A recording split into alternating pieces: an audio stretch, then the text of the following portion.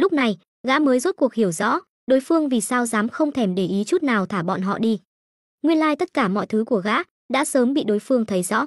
Thế nào? Karina đang lái xe, nhìn Jensen sắc mặt trắng bệch, lo lắng hỏi. Cô ý thức được những chiếc điện thoại trên xe đồng thời vang lên chắc chắn không ổn, nhưng cụ thể rốt cuộc là chuyện gì lại không biết. Mà nghe cô hỏi, Jensen sắc mặt trắng bệch quay đầu nhìn về phía cô, đem việc Tô Lăng gọi điện thoại đến và đem tất cả bí mật và thông tin người nhà của gã nói ra. Karina nghe xong, sắc mặt cũng trong nháy mắt trắng bệch, lắp bắp nói, vậy, gia hỏa kia, chẳng lẽ cũng biết thông tin và bí mật của người nhà ta? Ngươi cảm thấy thế nào? Jensen không trả lời, mà hỏi ngược lại. Karina nghe vậy, lập tức trầm mặc. Đối phương có thể điều tra rõ ràng tình hình của Jensen như vậy, huống chi là cô. Thấy được bộ dáng của cô, Jensen rõ ràng đối phương đã chấp nhận sự thật này, thở dài nói, tên kia có thể nhanh chóng tìm tới chúng ta. Người nhà của chúng ta e rằng đã sớm ở trong phạm vi giám sát của hắn, xem ra nhất định phải giúp hắn giết người kia mới được. Nếu như giết người kia, hắn vẫn không thả chúng ta thì sao? Karina nhìn về phía Jensen, hỏi. Jensen lập tức cũng trầm mặc. Một lúc lâu sau, gã mới cười khổ nói, chúng ta bây giờ còn lựa chọn được sao? Nghe được câu trả lời này, Karina lại lần nữa trầm mặc. Bầu không khí trên xe trong nháy mắt trở nên ngột ngạt. Trong sự ngột ngạt không ai nói chuyện này, chiếc xe thể thao mui trần chạy về phía New Thành. Xin chào, số điện thoại quý khách vừa gọi hiện đang tắt máy. Trong điện thoại di động truyền đến giọng nói trả lời tự động của nhân viên tổng đài, lặp lại mấy lần, điện thoại tự động cúp máy. Đại bản doanh Kim Đảng nhà máy, Tô Lăng ngồi trên ghế sofa trong một phòng làm việc khác ở tầng 7 của tòa nhà văn phòng, vẻ mặt không biểu cảm, buông tay đang cầm điện thoại di động xuống. Trong phòng làm việc này, 10 người đàn ông trung niên da đen hoặc da trắng, đứng thành một hàng trước ghế sofa mà Tô Lăng đang ngồi, vẻ mặt khúm núm, cẩn thận từng ly từng tí. Sau khi thả Jensen và Karina, Tô Lăng liền xuất phát hướng về khu Bronx của New Thành, nhà máy, đại bản doanh của Kim Đảng. Mặc dù hắn mới rời đi 5-6 tiếng, nhưng vì nghiệm chứng suy đoán, Tô Lăng cũng không ngại chạy thêm một chuyến. Mà có được năng lực bản thân toàn tri, hắn biết được một lần hành động của Jensen và Karina, hai người đi đâu, làm gì, hắn đều rõ ràng, tự nhiên không sợ trực tiếp thả hai người. Thậm chí có thể nói, trực tiếp thả hai người đi là hắn cố ý làm, mục đích chính là muốn trấn nhiếp hai người, để hai người hiểu rõ hắn biết tất cả mọi thứ của hai người, hắn không đâu không có. Quả nhiên, sau khi hai người rời đi, đi trịch tuyến đường, chuẩn bị chạy trốn, Tô Lăng một cuộc điện thoại gọi tới, liền triệt để kinh hãi hai người, dọa hai người ngoan ngoãn. Nhưng trên thực tế, Tô Lăng không hề làm gì người nhà của hai người, hắn chỉ là dưới tình huống nhìn thấy thông tin về cuộc đời của hai người, thuận thế làm bộ dáng, tra một chút tình hình của hai người, để hành vi của bản thân hợp lý, có thể hình thành liên kết logic mà thôi. Những thông tin này, dưới tình huống có phương hướng, muốn tra vẫn là rất dễ dàng. Mà sau khi dọa Jensen và Karina ngoan ngoãn, Tô Lăng liền đi tới đại bản doanh Kim Đảng. Khi hắn đến đây, trời đã sáng, văn phòng tầng 7 mà hắn đập vỡ khi bay vọt lên đã sớm được quét dọn, chiếc điện thoại rơi xuống cũng được người quét dọn cất đi. Bất quá, theo hắn đến, thành viên Kim Đảng tự nhiên không dám thất lễ, tất cả các đầu mục trung tầng nhanh chóng tập hợp và tìm thấy chiếc điện thoại bị mất của Jensen Roderick với tốc độ nhanh nhất. Sau đó, chính là cảnh tượng hiện tại. Tô Lăng ngồi trên ghế sofa trong một phòng làm việc khác, dùng chiếc điện thoại bị mất của Jensen Roderick gọi điện thoại cho em trai gã, Kevin Roderick. Kết quả cuối cùng vẫn là máy đã tắt, không gọi được. Đối với điều này, Tô Lăng cũng không bất ngờ. Bởi vì thông qua năng lực bản thân toàn tri, khi quan sát thấy Jensen Roderick và Karina hai người cướp một chiếc xe thể thao mui trần và dùng điện thoại của những thanh niên kia trên xe gọi điện thoại cho em trai gã, Tô Lăng liền đoán được, điện thoại của em trai gã không có thiết lập đặc biệt gì, mà là trong khoảng thời gian này, đối phương thật sự đã tắt máy. Trước đó còn gọi được, bây giờ lại tắt máy. Hiện tượng này khiến Tô Lăng trong lòng nảy sinh hai suy đoán. Loại suy đoán thứ nhất là đối phương đã nhận ra nguy hiểm, đồng thời biết được năng lực của hắn, cho nên sớm tiến hành lẩn tránh liên quan. Nhưng đây là chuyện không thể nào, đối phương nếu có năng lực này, anh trai của tên này căn bản sẽ không rơi vào kết cục hiện tại, ở thế giới này cũng không thể không có tiếng tăm. Mà không phải loại suy đoán này, vậy thì chỉ còn lại loại thứ hai. Đối phương đang ở trên máy bay. Tiến vào thế giới trò chơi này cũng hơn 1 năm, đối với trình độ khoa học kỹ thuật của thế giới này, Tô Lăng cũng cơ bản hiểu rõ. Ngoại trừ khối tiến hóa biến dị nhân thể này, trình độ khoa học kỹ thuật của thế giới trò chơi này còn dừng lại ở trình độ smartphone vừa mới hưng thịnh không được mấy năm, càng giống trình độ khoa học kỹ thuật của thế giới trước khi Tô Lăng xuyên qua.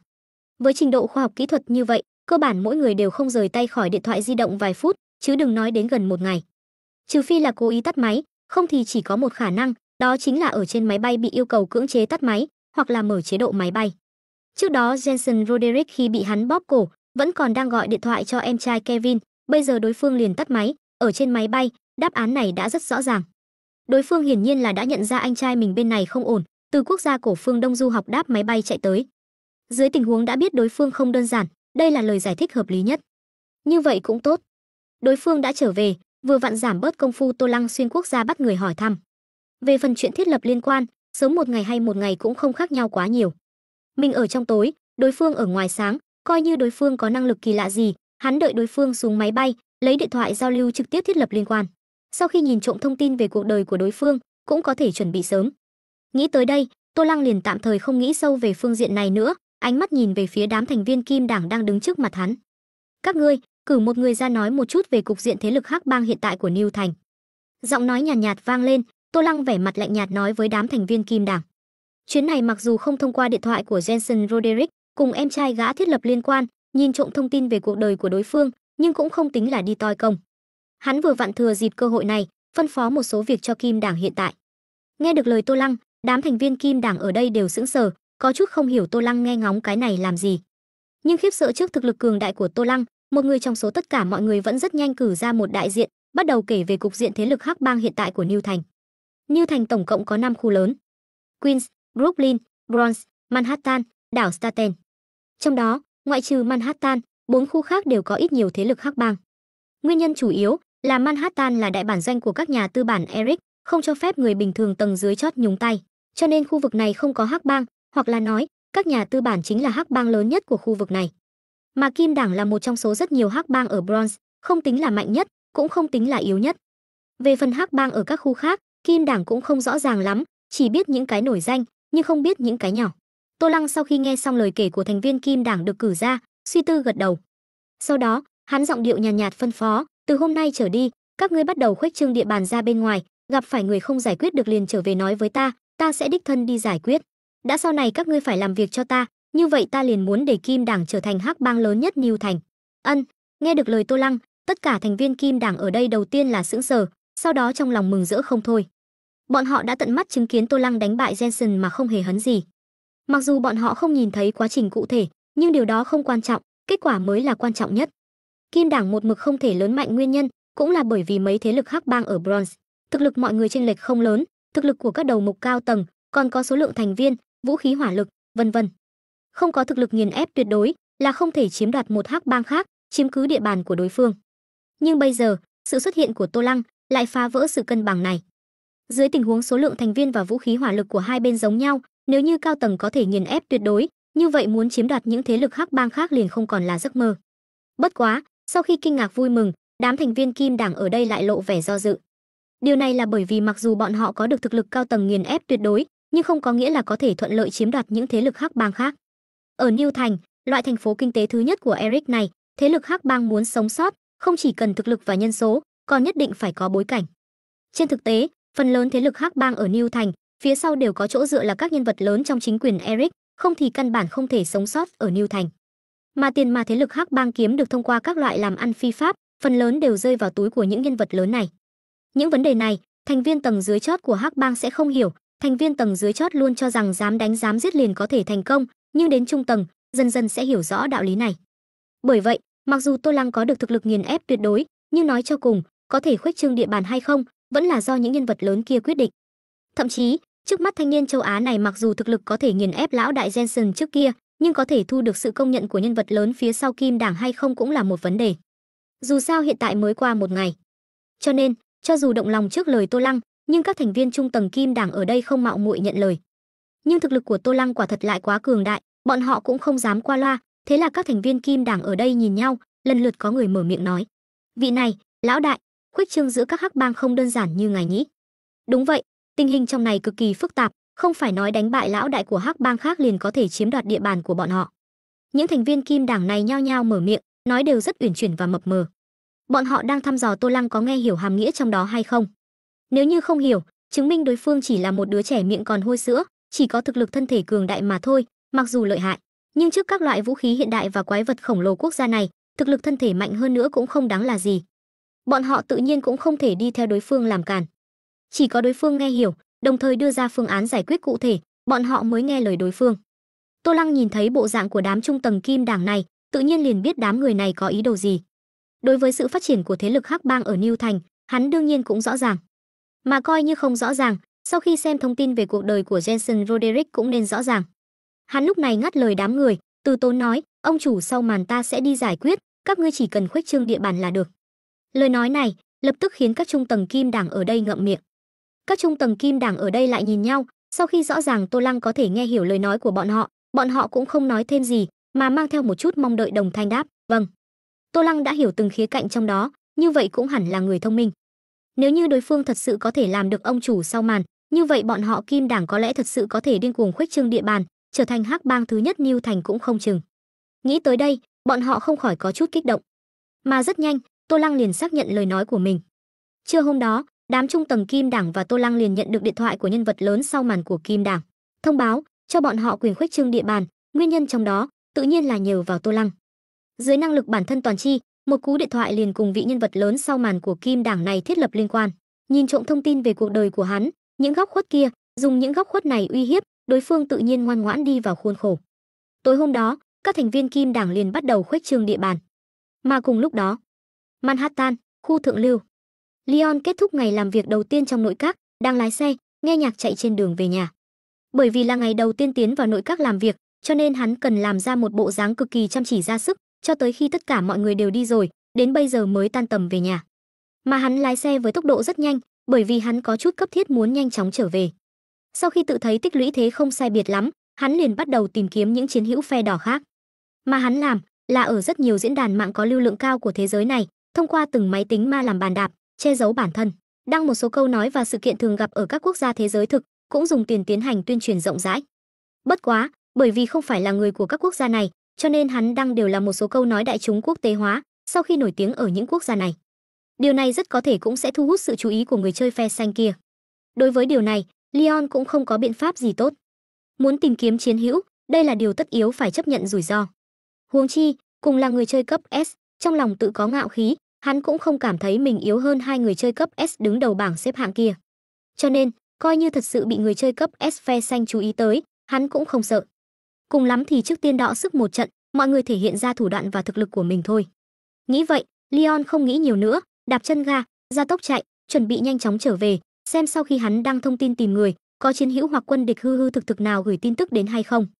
Nhưng khi hắn lái xe chạy nhanh đến ngã tư đường tiếp theo, đột nhiên, vút, một chiếc xe hơi trực tiếp từ một con đường khác ra tốc xông ra, không hề phanh lại, trực tiếp đâm vào cạnh xe của hắn. Rầm, cùng với một tiếng vang lớn, chiếc xe của Leon nghiêng người, trong nháy mắt biến dạng nghiêm trọng.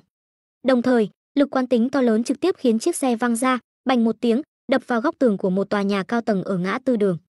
Một giây sau, oanh một tiếng, chiếc xe đâm vào góc tường tòa nhà bắt đầu bốc khói đen, bốc cháy. Trong nháy mắt, cả chiếc xe liền bị lửa cháy hừng hực nuốt chửng. Tai nạn xe cộ bất thình lình, khiến những người xung quanh sợ ngây người. Vô luận là người hay là xe, đều không tự chủ được dừng lại, trợn mắt há hốc mồm nhìn chiếc xe bị lửa lớn đốt cháy. Cho dù đầu xe của chiếc xe gây tai nạn kia cũng biến dạng nghiêm trọng, nhưng so với chiếc xe bị lửa lớn đốt cháy kia, căn bản không đáng là gì. Người trong xe này e rằng không bị đâm chết cũng bị thiêu chết. Sau khi trợn mắt há hốc mồm một lúc, có người phát ra tiếng than sợ hãi, quá thảm. Nhanh cứu người. Còn cứu gì nữa, e rằng đều thiêu đến không còn gì rồi. Mau tìm bình chữa cháy dập lửa. Có người nhiệt tình lương thiện, bắt đầu tìm mọi cách dập lửa, cứu người. Cũng có rất nhiều người lập tức lấy điện thoại di động ra, bắt đầu chụp ảnh, quay video chiếc xe bị lửa lớn đốt cháy kia. Thậm chí, có người làm streamer, trực tiếp mở chức năng livestream, bắt đầu phát sóng trực tiếp tình hình. Trong lúc nhất thời, rất đông người bắt đầu đổ về phía này. Tuy nhiên, ngay khi rất đông người đổ về phía chiếc xe bị lửa lớn đốt cháy kia, trong chiếc xe gây tai nạn có đầu xe biến dạng nghiêm trọng. Trong túi khí an toàn bung ra, hai bóng người mặc đồ dày, đồng thời đội mũ trùm đầu lông màu đen ngồi ở trong xe. Cho dù đã trải qua một trận tai nạn xe cộ, nhưng hai người không có gì khác thường. Vô luận là thần thái hay là cử chỉ, đều như người thường, phảng phất như trận tai nạn xe cộ vừa rồi không hề tồn tại. Đi thôi, tai nạn xe cộ và lửa lớn như vậy, người bên trong chắc chắn không sống được. Ở ghế phụ, người đội mũ trùm đầu lông màu đen chỉ lộ ra một đôi mắt, ánh mắt lạnh lùng xuyên qua kính chiếu hậu của xe, nhìn chiếc xe bị lửa lớn bao trùm ở phía sau, nói. Ở ghế lái, tài xế cũng thông qua gương chiếu hậu, nhìn thấy tình hình chiếc xe phía sau, không có dị nghị, gật đầu. Sau đó, hai người liền mở cửa xe xuống xe, tốc độ cực nhanh xông vào một con hẻm nhỏ bên cạnh đường. Có người đi đường thấy cảnh này, lập tức hét lớn, "Này, hai tên gia hỏa đụng người kia chạy rồi, mau báo cảnh sát." Câu nói này, trong nháy mắt lại thu hút sự chú ý của vô số người đi đường, không khỏi lại bàn tán. Đây, đụng người liền chạy, cái này khác gì mưu sát. Trời ơi, nhìn cách ăn mặc của hai người kia, che kín mít, mặt cũng dùng khăn trùm đầu che khuất, đây căn bản là cố ý mưu sát. Trời ạ, hiện tại ở Eric lại còn xảy ra chuyện như vậy. Ai đó bắt hai tên gia hỏa kia lại. Trong đám người phát ra tiếng bàn tán ầm ĩ, nhưng không có ai đi truy hai người đang bỏ chạy kia. Eric súng ống tràn lan, hai người kia cách ăn mặc rõ ràng là cố ý mưu sát, loại tình huống này, ai cũng sẽ không đem tính mạng mình ra đùa. Mà cho dù có người đi truy, cũng đại khái không đuổi kịp. Bởi vậy, hai bóng người chạy vào trong ngõ nhỏ, tốc độ rất nhanh. Gần như là xông vào trong ngõ nhỏ mấy hơi thở, liền chạy tới cuối ngõ.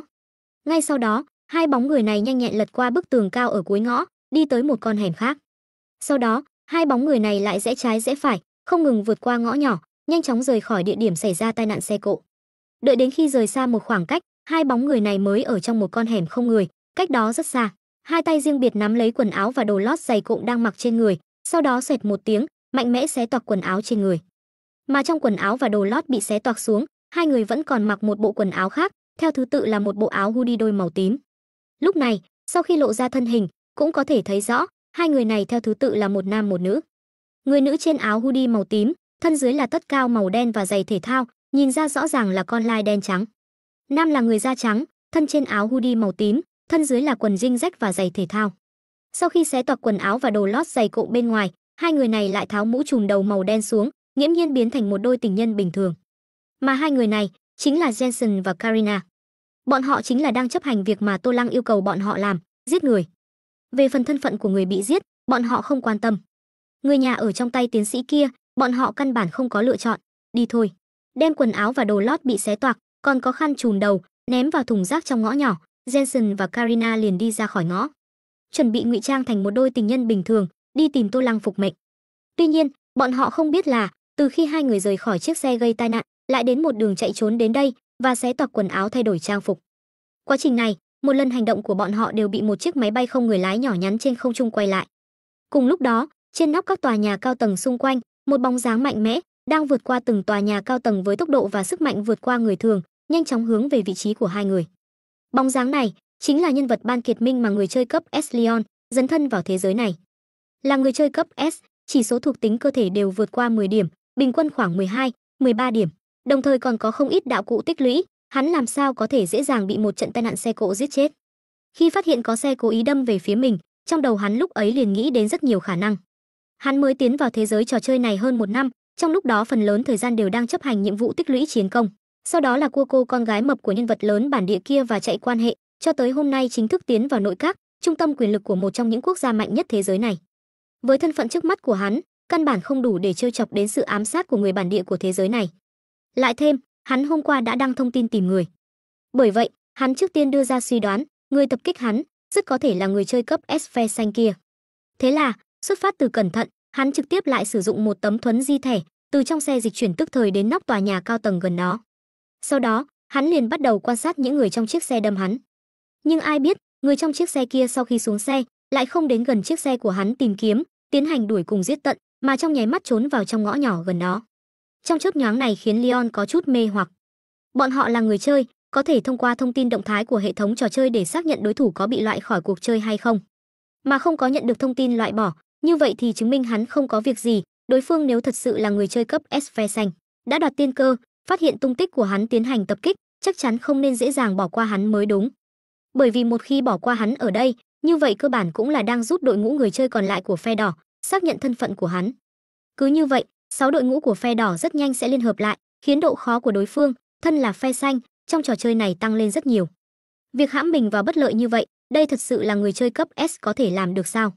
Cho nên, Leon không khỏi hoài nghi thân phận của đối phương. Bất quá, là người chơi cấp S, hắn lại cân nhắc, đối phương cũng có thể là đang chơi trò tâm lý với hắn, dùng hành vi trái lẽ thường gây nên sự nghi hoặc của hắn, dụ hắn tới, sau đó khiến hắn rơi vào bẫy dập. Thế là, Leon liền lại sử dụng một tấm thẻ vũ khí, máy bay không người lái mini, dùng máy bay không người lái mini theo dõi đối phương. Cuối cùng, khi hai bóng người này không hề phát giác, cũng không hề phòng bị lộ ra dung mạo thật ở thế giới này, Leon khẽ giật mình, trong lòng lúc này mới có phán đoán. Hai người này không phải là đội ngũ người chơi cấp S phe xanh. Nếu như là đội ngũ người chơi cấp S, coi như có thể một đường ngụy trang không biết đến máy bay không người lái mini của hắn, nhưng tuyệt đối không thể dễ dàng lộ ra dung mạo thật như vậy để hắn nhìn thấy. Hai bên cách xa như vậy, lộ ra dung mạo, trực tiếp coi như là bại lộ thông tin về thân phận trên thế giới này.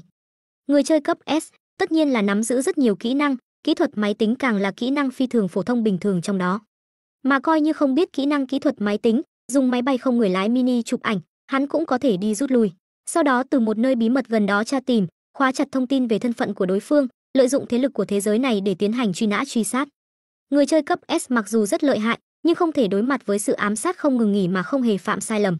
Cho nên, hành vi như vậy quá ngu xuẩn, căn bản không thể là người chơi cấp S có thể làm được. Mà sau khi phán đoán đối phương không phải là người chơi cấp S, trong lòng hắn liền nảy sinh một nghi hoặc khác. Hai người này là ai? Tại sao lại muốn ám sát hắn? Hơn một năm nay, Leon ngoại trừ không ngừng leo lên, tích lũy thế ở thế giới này, đồng thời cũng đang tìm hiểu, giải mã những nơi siêu phàm của thế giới này. Dù sao, hắn vừa tiến vào trò chơi, ngay tại căn cứ đổ nát kia, đã nhìn thấy tồn tại giống như quái vật. Mà nhiệm vụ của hắn trong trò chơi này cũng là nghiên cứu hệ thống biến dị tiến hóa của thế giới này. Cho nên, thân thủ mạnh mẽ của hai người này cũng đồng thời khiến hắn hiếu kỳ. Có thể thành thạo vượt qua bức tường ngõ cao như vậy, hơn nữa thoạt nhìn không hề mệt mỏi, cường độ cơ thể của hai người này coi như so với ta cũng không kém bao nhiêu. Leon cảm thấy, hai người này có lẽ là một cơ hội để hắn nghiên cứu, giải mã hệ thống biến dị tiến hóa của thế giới này. Lúc này, hắn liền nhanh chóng hướng về vị trí của hai người này đuổi theo. Mặc dù cường độ cơ thể của hai người này dường như không khác biệt lắm so với hắn, nhưng hắn cũng không quá để ý. Hắn có được không chỉ có cường độ cơ thể, mà còn có các loại kỹ năng và đạo cụ, muốn đối phó hai người này không phải là vấn đề lớn. Sau 10 phút, rầm, cùng với một tiếng vang lớn trầm đục, một bóng dáng giống như đạn pháo từ trong ngõ nhỏ bay ra, đập vào một chiếc xe hơi đang chạy trên đường phố, trực tiếp khiến chiếc xe này lõm xuống biến dạng, trượt ngang ra hơn 1 mét, cuối cùng đâm vào một chiếc xe khác ở làn đường bên cạnh mới khó khăn lắm dừng lại. Phụt, một tiếng nôn mửa truyền đến. Bóng dáng đâm vào xe trong nháy mắt phun ra một ngụm máu lớn, lộ ra dung mạo, chính là Leon. Tuy nhiên, lúc này Leon, vẻ mặt khó có thể tin nhìn về phía ngõ nhỏ phía trước, kinh hô không thể tưởng tượng nổi, cái quái gì thế này. Cùng với tiếng chửi rủa, chỉ thấy trong ngõ nhỏ phía trước hắn, một con quái vật cao hơn 3 mét, toàn thân mọc đầy lông đen, đầu sói thân người từ trong ngõ đi ra, hai mắt đỏ thẫm nhìn Leon, ngửa mặt lên trời phát ra một tiếng gầm rú, gào ô. Gầm rú xong, con quái vật này liền hóa thành một bóng đen, nhanh chóng lao về phía Leon. Leon thấy thế, hoảng hốt né sang một bên, tránh được đòn tấn công của quái vật. Sau đó vội vàng nhảy lên nóc những chiếc xe bị dừng lại trên con đường này vì hắn, sau đó không ngừng bước lên nóc những chiếc xe này, hoảng hốt bỏ chạy. Diễn biến của sự việc hoàn toàn nằm ngoài dự liệu của hắn. Vốn tưởng rằng bắt hai người này bất quá là chuyện dễ như trở bàn tay, ai biết, một trong hai người đột nhiên phát cuồng, biến thân thành người sói, cường độ cơ thể trong nháy mắt tăng vọt.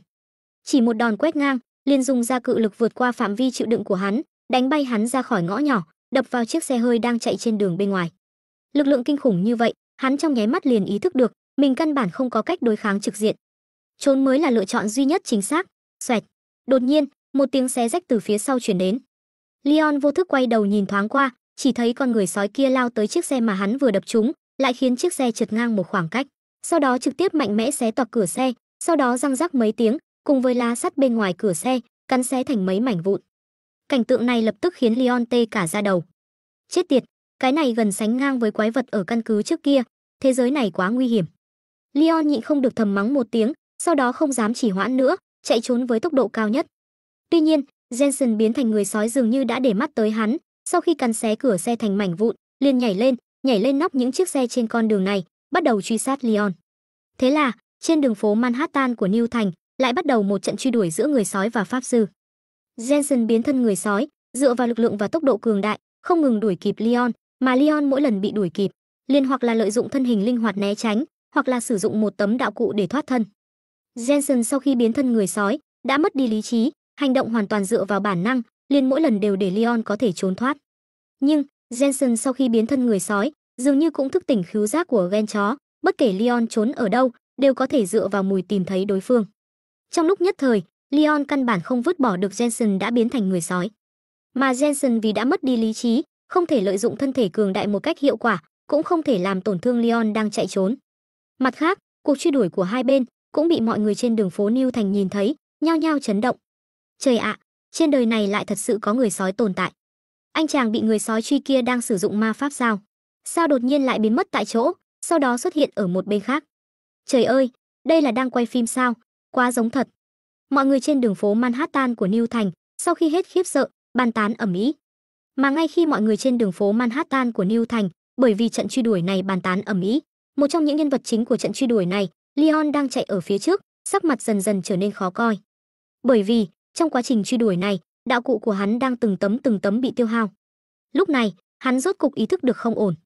Con quái vật này, chẳng lẽ là người chơi cấp S phe xanh kia dùng để tiêu hao đạo cụ của ta?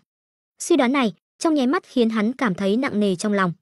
Mặc dù không có chứng cứ để chứng thực suy đoán này, nhưng khả năng của suy đoán này lại rất lớn. Bởi vì Leon 100% chắc chắn, mình và con người sói quái vật phía sau cùng bạn gái gã căn bản không hề gặp nhau. Mà thân phận địa vị trước mắt của hắn không đủ để trêu chọc đến sự ám sát của quần thể siêu phàm này. Lại thêm, chuyện này xảy ra sau khi hắn đăng thông tin tìm người ngày hôm qua. Bởi vậy, là người chơi cấp S, Leon có 78% chắc chắn xác định kẻ đứng sau dẫn đến cục diện trước mắt chính là người chơi cấp S phe xanh. Về phần đối phương làm thế nào có thể chỉ huy hai thổ dân thế giới này có được lực lượng siêu phàm, hắn không rõ ràng, và hiện tại truy cứu cái này cũng không có ý nghĩa. Việc cần giải quyết trước mắt là làm thế nào thoát khỏi tình cảnh khốn khó này. Không thể tiếp tục như vậy nữa. Theo từng tấm đạo cụ bị tiêu hao, Leon đang chạy trốn trên đường phố, quyết định nhanh chóng, một cái lắc mình, vọt vào một con hẻm nhỏ gần đó. Jensen biến thành người sói ở phía sau tự nhiên cũng theo đó cùng xông vào. Chỉ bất quá, Jensen biến thành người sói vì hình thể to lớn, tốc độ lại nhanh, sinh ra quán tính quá lớn, không linh hoạt chuyển hướng như Leon. Chỉ thấy gã trượt ra một khoảng cách, sau đó mới dừng lại quán tính to lớn do thân hình to lớn và lực lượng kinh khủng mang lại, xông vào trong ngõ nhỏ. Mà khi gã xông vào ngõ nhỏ, lại chỉ thấy Leon trước đó xông vào trong ngõ nhỏ, không có tiếp tục chạy trốn, mà đứng vững thân hình, quay người đối mặt với Jensen đang xông tới, hai tay 5 ngón tay kẹp rất nhiều đạo cụ và thẻ vũ khí. Sau khi phát hiện không vứt bỏ được Jensen biến thành người sói, là người chơi cấp S, Leon quyết định một lần trực tiếp tiêu hao nhiều đạo cụ, giải quyết con quái vật đang đuổi sát hắn không buông này. Mặc dù cứ như vậy, đạo cụ của hắn sẽ bị tiêu hao rất nghiêm trọng, mục đích mà người chơi cấp S phe xanh kia mong muốn tiêu hao hắn có thể đạt thành, nhưng tình hình hiện tại cũng không có biện pháp. Cứ như vậy từng tấm tiêu hao, kho dự trữ đạo cụ của hắn cũng sẽ bị con quái vật này tiêu hao sạch, đến lúc đó còn có thể trực tiếp bị con quái vật này loại khỏi cuộc chơi. Cho nên, hắn không bằng một lần cắt thịt một nhóm đạo cụ, tiêu diệt con quái vật này. Như vậy ít nhất còn có thể lưu lại một chút vốn liếng, để hắn không đến mức bị người chơi cấp S phe xanh tiếp theo loại bỏ. Với trình độ chỉ số thuộc tính cơ thể của người chơi cấp S trước mắt, tồn tại chút vốn liếng này hoàn toàn đủ để khiến đối phương kiêng kỵ. Trừ phi đối phương có được thực lực kinh khủng hơn con quái vật này, không thì dám cường ăn hắn, cũng phải chuẩn bị cùng chết. Tin rằng đối phương dưới tình huống đã tiêu hao nhiều đạo cụ của mình, đã chiếm cứ ưu thế, không đến mức ngu ngốc đến mức liều mạng với hắn. Đây chính là kế hoạch của Leon. Mặc dù trong trận giao phong này, hắn rơi xuống thế hạ phong, nhưng chỉ cần không bị loại, vậy không coi là thua. Nghĩ vậy, Leon trong ngõ hẻm thần sắc quyết tuyệt, không do dự nữa, sử dụng hàng loạt đạo cụ và thẻ vũ khí trong tay.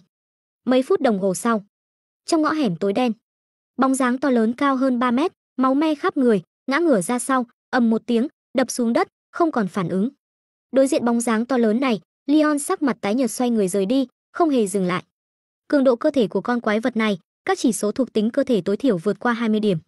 Trải qua trận chiến vừa rồi, trong lòng tính toán ra cường độ cơ thể của quái vật kia, đồng thời, Leon cũng chạy nhanh đến cuối con hẻm, sau đó trực tiếp thả người nhảy lên, vượt qua bức tường ở cuối ngõ, đi tới một khu ngõ nhỏ khác.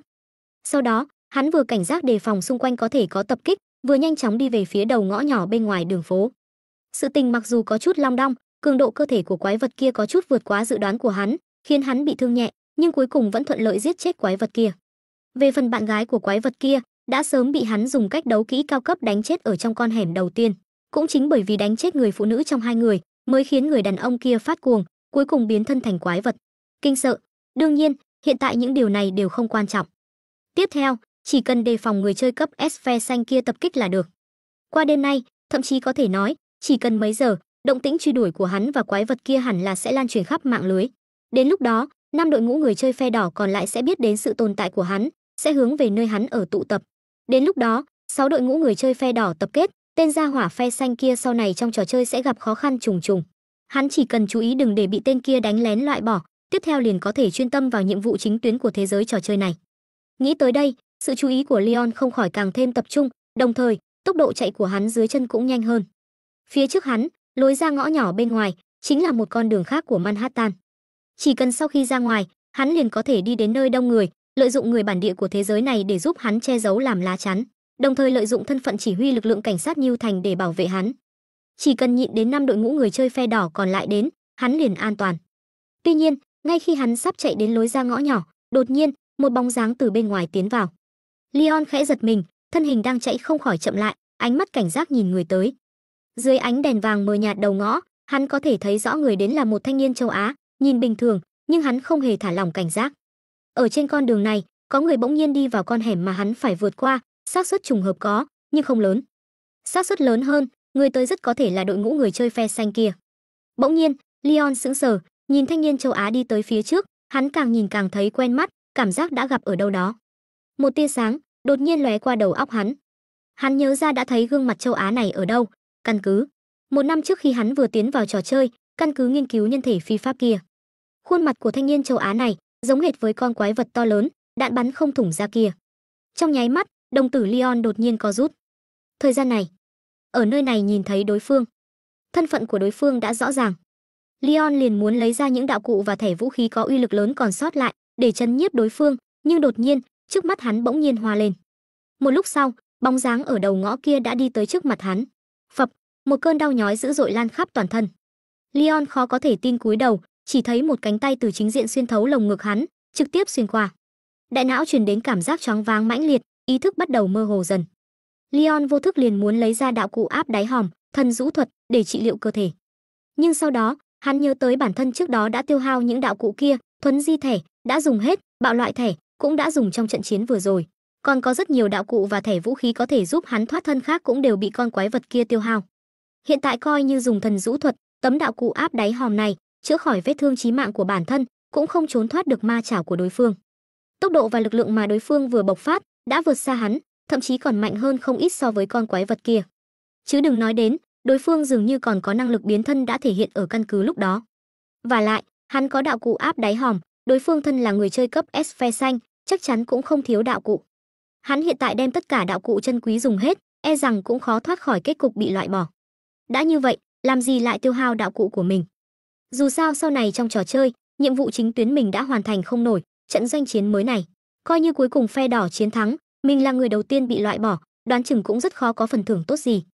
Tổng hợp những yếu tố này cân nhắc, Leon cuối cùng không sử dụng thần rũ thuật, tấm đạo cụ này và những đạo cụ và thẻ vũ khí có uy lực lớn còn lại, mà thản nhiên chấp nhận sự thật mình bị loại bỏ. Trước khi bị loại bỏ, hắn nhìn đối phương, gian nan lên tiếng hỏi, ngươi là Alex hay là đạo pháp tự nhiên? Hắn suy đoán, người chơi duy nhất của phe xanh này không phải là Alex của liên bang Bạch Ưng, thì chính là đạo pháp tự nhiên của Viêm Quốc. Chỉ có hai người này mới xứng đáng để hắn trở thành phe đỏ, cùng với 5 đội ngũ người chơi khác liên thủ đối phó. Tuy nhiên, nghe được lời của hắn, thanh niên châu Á kia lại từ tốn nói, đợi ngươi bị loại bỏ liền biết. Leon sững sờ, chợt bất đắc dĩ cười, thật cẩn thận. Đối phương sau khi bày bố tiêu hao nhiều đạo cụ của hắn như vậy, vậy mà vẫn còn cẩn thận như vậy. Sợ hắn giả vờ trước khi chết hỏi thăm, một khi biết được, liền nghĩ cách bỏ trốn, sau đó lợi dụng ID để tiến hành bày mưu tính kế. Lại không biết, hắn thật sự thản nhiên chấp nhận bị loại bỏ. Lắc đầu, Leon không hỏi thêm nữa. Đối phương là ai, đợi sau khi bị loại bỏ tự nhiên sẽ thông qua thông tin thông báo loại bỏ của hệ thống trò chơi biết được. Rất nhanh, theo ý thức của Leon tối đen, đáy mắt hắn cũng đồng thời hiện lên thông tin mình bị loại bỏ. Bạn bị người chơi Tô Lăng dùng cánh tay xuyên thủng lồng ngực, đâm rách tim sát hại, bị loại bỏ trong khu vực trò chơi này. Tô Lăng, nhìn thông tin bị loại bỏ hiện lên trong đáy mắt, Leon trong lòng trong nháy mắt kinh ngạc không thôi. Người kia là ai? Thân là người chơi cấp S, hắn sau khi phiên bản được cập nhật, tự nhiên là làm đủ bài tập, xem hết tư liệu của tất cả người chơi cấp S và người chơi cấp A, thậm chí phần lớn người chơi cấp B mới bắt đầu trò chơi mới. Nhưng cái ID này căn bản không có trong trí nhớ của hắn, một chút ấn tượng đều không có. Hắn lại bị một người chơi mà hắn không có chút ấn tượng nào loại bỏ. Ý nghĩ này vừa hiện ra, ý thức của Leon cũng đột nhiên rút khỏi nhân vật Ban Kiệt Minh mà hắn dấn thân vào, thoát khỏi trò chơi. Mà trên thực tế, không chỉ là Leon cảm thấy kinh ngạc. Tất cả người chơi phe đỏ trong trò chơi này đều kinh ngạc tương tự. Người chơi Leon bị người chơi Tô Lăng loại khỏi cuộc chơi. Khi thông tin loại bỏ này xuất hiện trong đáy mắt của tất cả người chơi trong trò chơi này, tất cả người chơi phe đỏ đồng thời kinh ngạc, cũng nảy sinh nghi hoặc tương tự. Cái Tô Lăng này là ai? Là những người chơi cao thủ, bọn họ tự nhiên cũng giống như Leon, là sau khi làm đủ bài tập mới tiến vào trò chơi mới. Đối với người chơi cấp S và người chơi cấp A trên bảng xếp hạng toàn cầu, trong lòng bọn họ đều nắm chắc, thậm chí còn biết rõ phần lớn người chơi cấp B tương đối lợi hại của quốc gia mình, cũng có chú ý đến người chơi cấp B đứng đầu bảng xếp hạng toàn cầu. Nhưng Tô Lăng cái ID này, bọn họ thật sự không có một chút ấn tượng. Trong lúc nhất thời, 5 đội ngũ người chơi còn lại của phe đỏ không khỏi nảy sinh ý nghĩ thoát khỏi trò chơi để điều tra cái Tô Lăng này. Đương nhiên, tạm thời chỉ là có ý nghĩ này, không có lập tức chấp hành. Bởi vì tốc độ thời gian trôi qua của thế giới trò chơi này quá nhanh, tỷ lệ là 1/200. Nói cách khác, 10 phút trong thế giới thực, trong thế giới trò chơi này liền trôi qua hơn 1 ngày. Trong tình huống đã xem qua ID của tất cả người chơi cấp S và người chơi cấp A trên bảng xếp hạng toàn cầu, muốn tìm ra một cái ID không có chút ấn tượng nào như vậy, thời gian hao tốn e rằng sẽ không ít. Mà đến lúc đó, thời gian trong thế giới trò chơi không biết đã trôi qua bao lâu, nhân vật mà hắn dấn thân vào e rằng không bị giết cũng phải chết đói. Cho nên, năm đội ngũ người chơi phe đỏ còn lại tính toán sơ bộ, không có làm như vậy. Bất quá, phe đỏ đã có người chơi bị loại bỏ, điều này đã khiến năm đội ngũ người chơi còn lại cảnh giác. Nhất là, cái Leon bị loại bỏ này, ID này, năm đội ngũ người chơi còn lại đã làm bài tập, không thể quen thuộc hơn. Leon, đây không phải là người chơi cấp S đứng thứ 7 trên bảng xếp hạng toàn cầu sao? Không ngờ người đầu tiên bị loại bỏ lại là hắn. Hệ thống không có nhắc nhở trận doanh chiến là phe đỏ chiến thắng, xem ra cái Leon này là của phe đỏ chúng ta. Xem ra như vậy, trận doanh chiến của trò chơi này thuộc về loại tình huống thứ hai trong phân tích suy đoán trước đó của ta. 6 đội ngũ người chơi phe đỏ, rất có thể đều là người chơi cấp S có thứ hạng cuối cùng giống như ta, hoặc là người chơi cấp A đứng đầu. Mà đội ngũ người chơi duy nhất bên phe xanh, hẳn là người chơi cấp S đứng trong top 3.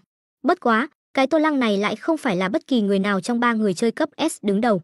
Chẳng lẽ cái Tô Lăng này là một đồng đội, bị một trong 3 người chơi cấp S đứng đầu mang theo để tổng hợp độ khó của trò chơi.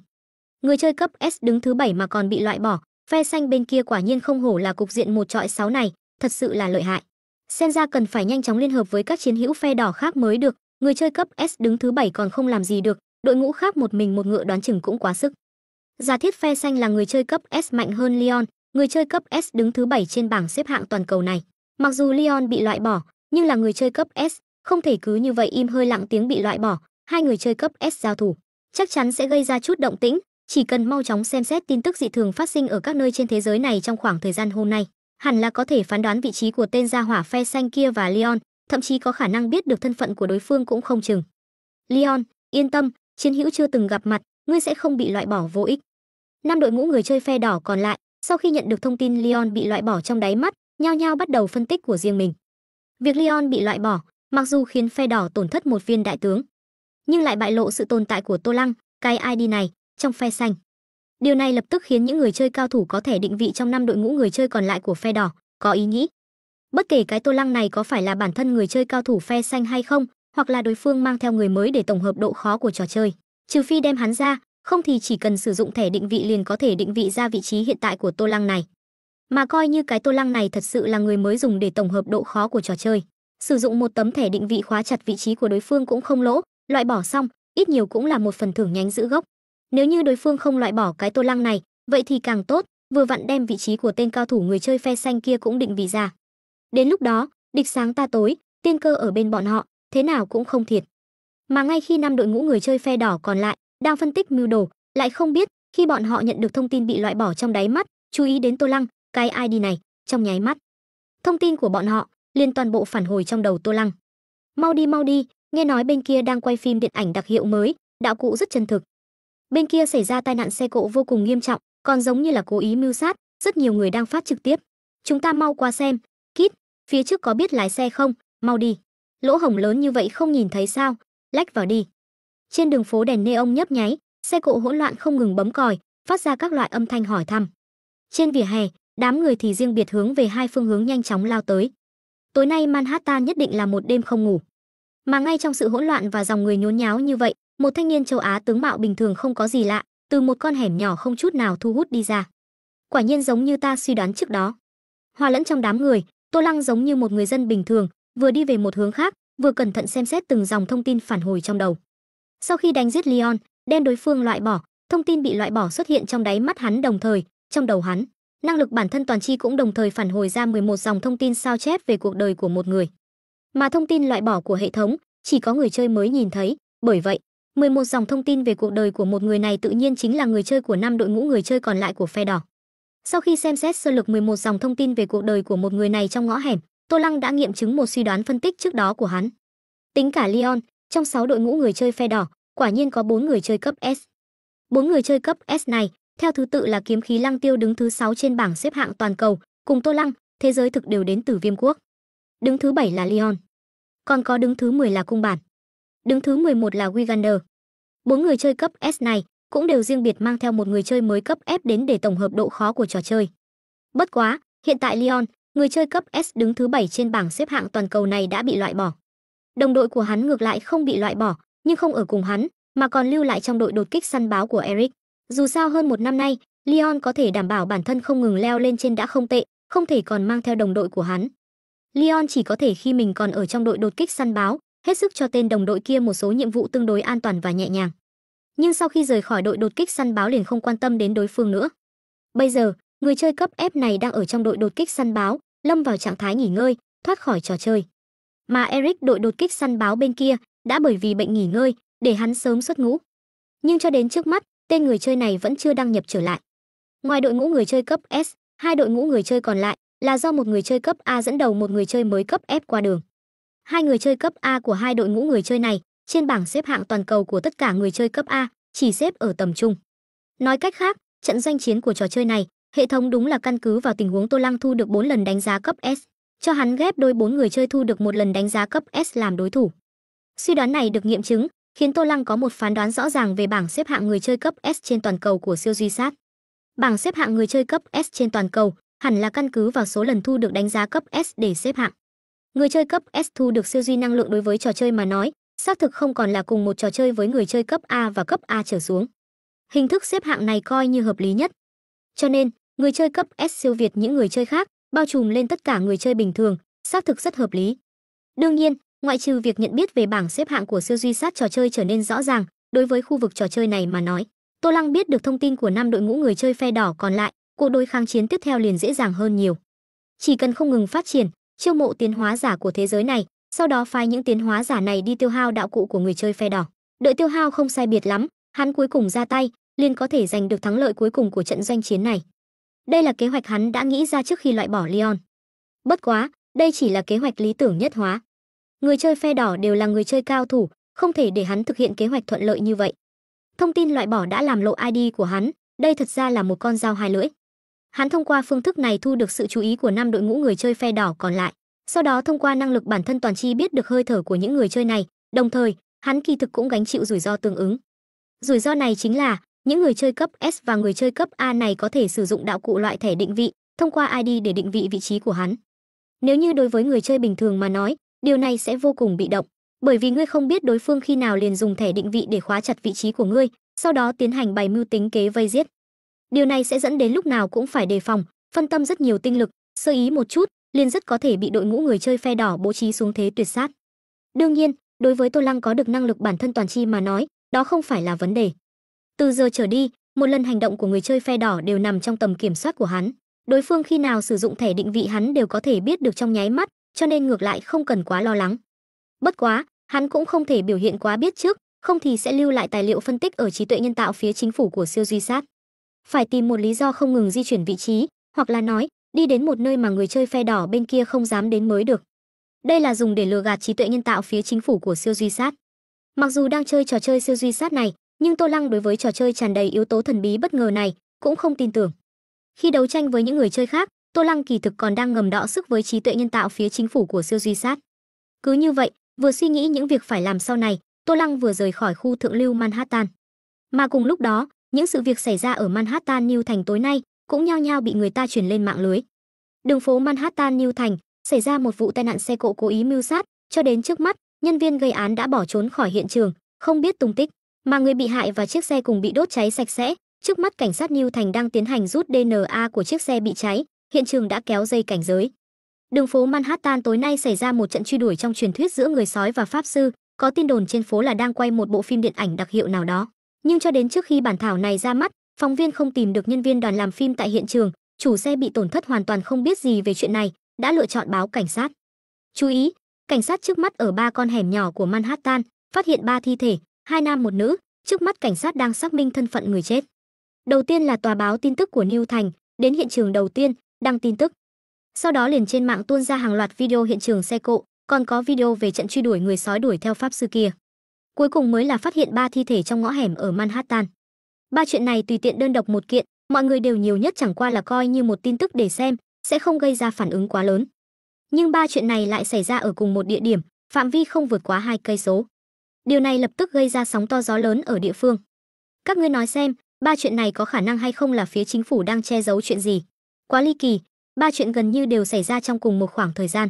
Và lại, ta lúc đó ngay tại hiện trường, nhìn thấy quá trình người sói truy đuổi pháp sư kia, căn bản không giống đạo cụ. Đơn giản chính là người sói sống sờ sờ. Ta cũng ở hiện trường, bất quá ta ở bên này tai nạn xe cộ, trong chiếc xe bị đâm căn bản không có người. Tin tức lại nói người bị hại và xe cùng bị đốt cháy sạch sẽ. Quá giật gân, phía chính phủ chắc chắn đang che giấu điều gì đó. Ba ta là pháp y của đồn cảnh sát Manhattan New Thành, hắn tối nay khi ngủ với mẹ ta, đã nói với mẹ ta về 3 thi thể được phát hiện trong ngõ hẻm kia, trong đó một bộ lồng ngực và tim trực tiếp bị moi rỗng, và lại không giống như dùng lợi khí, mà là dùng tay trực tiếp moi sạch. Phía chính phủ Eric che giấu đại chúng không phải lần một lần hai, các ngươi còn chưa quen sao? Trên internet, cư dân mạng địa phương New Thành bắt đầu thảo luận sôi nổi về chuyện này. Nhưng cư dân mạng ở các bang khác của Eric thì đang hóng hớt xem náo nhiệt. Về phần những người địa phương New Thành đăng video lên internet, không gây ra phản ứng quá lớn, bởi vì hiện tại có quá nhiều sự kiện chỉnh sửa video. Lại thêm chuyện người sói truy đuổi pháp sư quá không hợp lẽ thường, rất nhiều người đều không tin video là thật. Mà video tai nạn xe cộ cũng chỉ có video xe bốc cháy, không có quá trình va chạm, cho nên độ hot cũng không nổi lên. Ngược lại là video tai nạn xe cộ bị rất nhiều người vận chuyển chỉnh sửa lại, phối hợp với tin tức xe điện nào đó lại tự bốc cháy, ngược lại có không ít lưu lượng. Sự việc xảy ra ở Manhattan, New York tối nay, mặc dù bị truyền lên internet, nhưng vì sự việc có chút không hợp lẽ thường, lại thêm hiện tại thông tin mạng quá nhiều, cho nên không gây ra sóng gió quá lớn. Tuy nhiên, chuyện này lại thu hút sự chú ý của các thế lực tiến hóa giả, cùng các thế lực quan phương các quốc gia, nhất là phía chính phủ Eric. Trong một căn phòng cắm đầy quốc kỳ Eric, một ông lão tóc hoa râm ngồi sau chiếc bàn làm việc hình bán nguyệt rộng thùng thình, xung quanh hai bên ông ta là các nhân vật lớn của từng bộ môn của Eric. Một nhóm người này mặt không biểu cảm nhìn màn hình lớn phía trước bọn họ, phát lại video người sói truy đuổi pháp sư. Sau khi xem đi xem lại, ông lão tóc hoa râm tắt tivi. Sau đó, ông ta liếc nhìn các nhân vật lớn của từng bộ môn xung quanh, mặt không biểu cảm nói, những con quái vật mà các ngươi tạo ra cũng đến lúc nên xử lý. Các nhân vật lớn của từng bộ môn ở đây nhao nhao cúi đầu, không ai nói chuyện. Ông lão tóc hoa râm thấy vậy, hừ lạnh một tiếng, đứng dậy, trực tiếp đi ra ngoài, đợi đến khi đi đến cửa phòng làm việc, ông ta mới dừng lại, mặt không biểu cảm nói, ta có thể chịu oan ức, nhưng không thể gánh những oan ức không hiểu ra sao này. Chuyện này nhất định phải xử lý, từ hôm nay trở đi, ta sẽ thành lập cục chỉnh đốn để xử lý những con quái vật này. Nhân viên do các ngươi cử ra, những chiến binh của các ngươi cũng nên đến lúc hoạt động. Nói xong, ông lão không cho những người ở đây phản bác, rời khỏi văn phòng. Mà các nhân vật lớn các bộ môn ở đây sau khi nghe xong, nhìn nhau, một lúc sau, những người này liền nhao nhao lấy điện thoại ra, vừa quay số điện thoại vừa rời khỏi văn phòng. Bọn họ theo lời của ông lão, bắt đầu liên hệ với các môn phiệt phía sau. Eric mặc dù là một quốc gia xưng là tự do, nhưng kỳ thực phía sau khống chế quốc gia này không phải người bình thường, cũng không phải tổng thống, mà là từng gia tộc môn phiệt có liên quan, có lợi ích chung. Hiện tại, tổng thống và các nhân vật lớn đều bất quá là những con rối mà những gia tộc môn phiệt này đẩy lên sân khấu. Trong đó, phía sau các nhân vật lớn của từng bộ môn cũng đại diện cho các gia tộc môn phiệt khác nhau. Mọi người đỡ các nhân vật lớn khác nhau khống chế các bộ môn của Eric, kiềm chế lẫn nhau. Bề ngoài phong quang vô hạn, nhưng trên thực tế, có bất kỳ quyết sách sự kiện trọng đại nào, những nhân vật lớn này đều phải xin chỉ thị của gia tộc môn phiệt phía sau, tỉ như không lâu sau, tất cả các nhân vật lớn xin chỉ thị hoàn tất. Sau đó, Eric thành lập một ngành đặc biệt chuyên phụ trách quản lý, thanh toán tiến hóa giả cục chỉnh đốn. Sáng sớm, sân bay New Thành. Một chiếc máy bay từ chân trời phá không mà đáp, chậm rãi đáp xuống đường băng của sân bay New Thành, sau khi trượt một thời gian ngắn, cuối cùng dừng lại. Sau đó, dưới sự bận rộn của nhân viên mặt đất, xe thang được kết nối với cửa khoang máy bay. Sau đó cửa khoang bắt đầu từ từ mở ra, hành khách khoang hạng nhất đã sớm chờ ở cửa khoang lần lượt bắt đầu xuống máy bay. Một lát sau, một người phụ nữ da vàng khí chất bình thản, mặc bộ quần áo luyện công màu xám, và một thanh niên người da trắng cao lớn từ cửa khoang đi ra, theo thang xuống xe. Vừa đưa ra, thanh niên người da trắng liền vội vàng tăng tốc bước chân, ngồi vào chiếc xe nhỏ đón khách khoang hạng nhất, và lo lắng nói với người phụ nữ da vàng có khí chất bình thản kia, Tĩnh Văn sư tỷ, mau lên xe. Người phụ nữ da vàng khí chất bình thản kia lại vẫn như cũ không nhanh không chậm, nhìn thanh niên người da trắng bình tĩnh nói, Kevin, không bằng cậu thử gọi lại điện thoại cho anh trai cậu xem. Hai người này, không ai khác, chính là Kevin Roderick từ quốc gia cổ phương Đông xa xôi đáp chuyến bay xuyên quốc gia, tốn mười mấy tiếng trở về Eric, còn có Tĩnh Văn sư tỷ của hắn. Nghe được lời của Tĩnh Văn, Kevin Roderick sửng sốt, chợt giật mình tỉnh ngộ, vội vàng móc túi, lấy ra chiếc điện thoại đã bị yêu cầu tắt máy vì đi máy bay, khởi động lại điện thoại. Rất nhanh, điện thoại khởi động xong, Kevin liền muốn gọi điện thoại cho anh trai mình.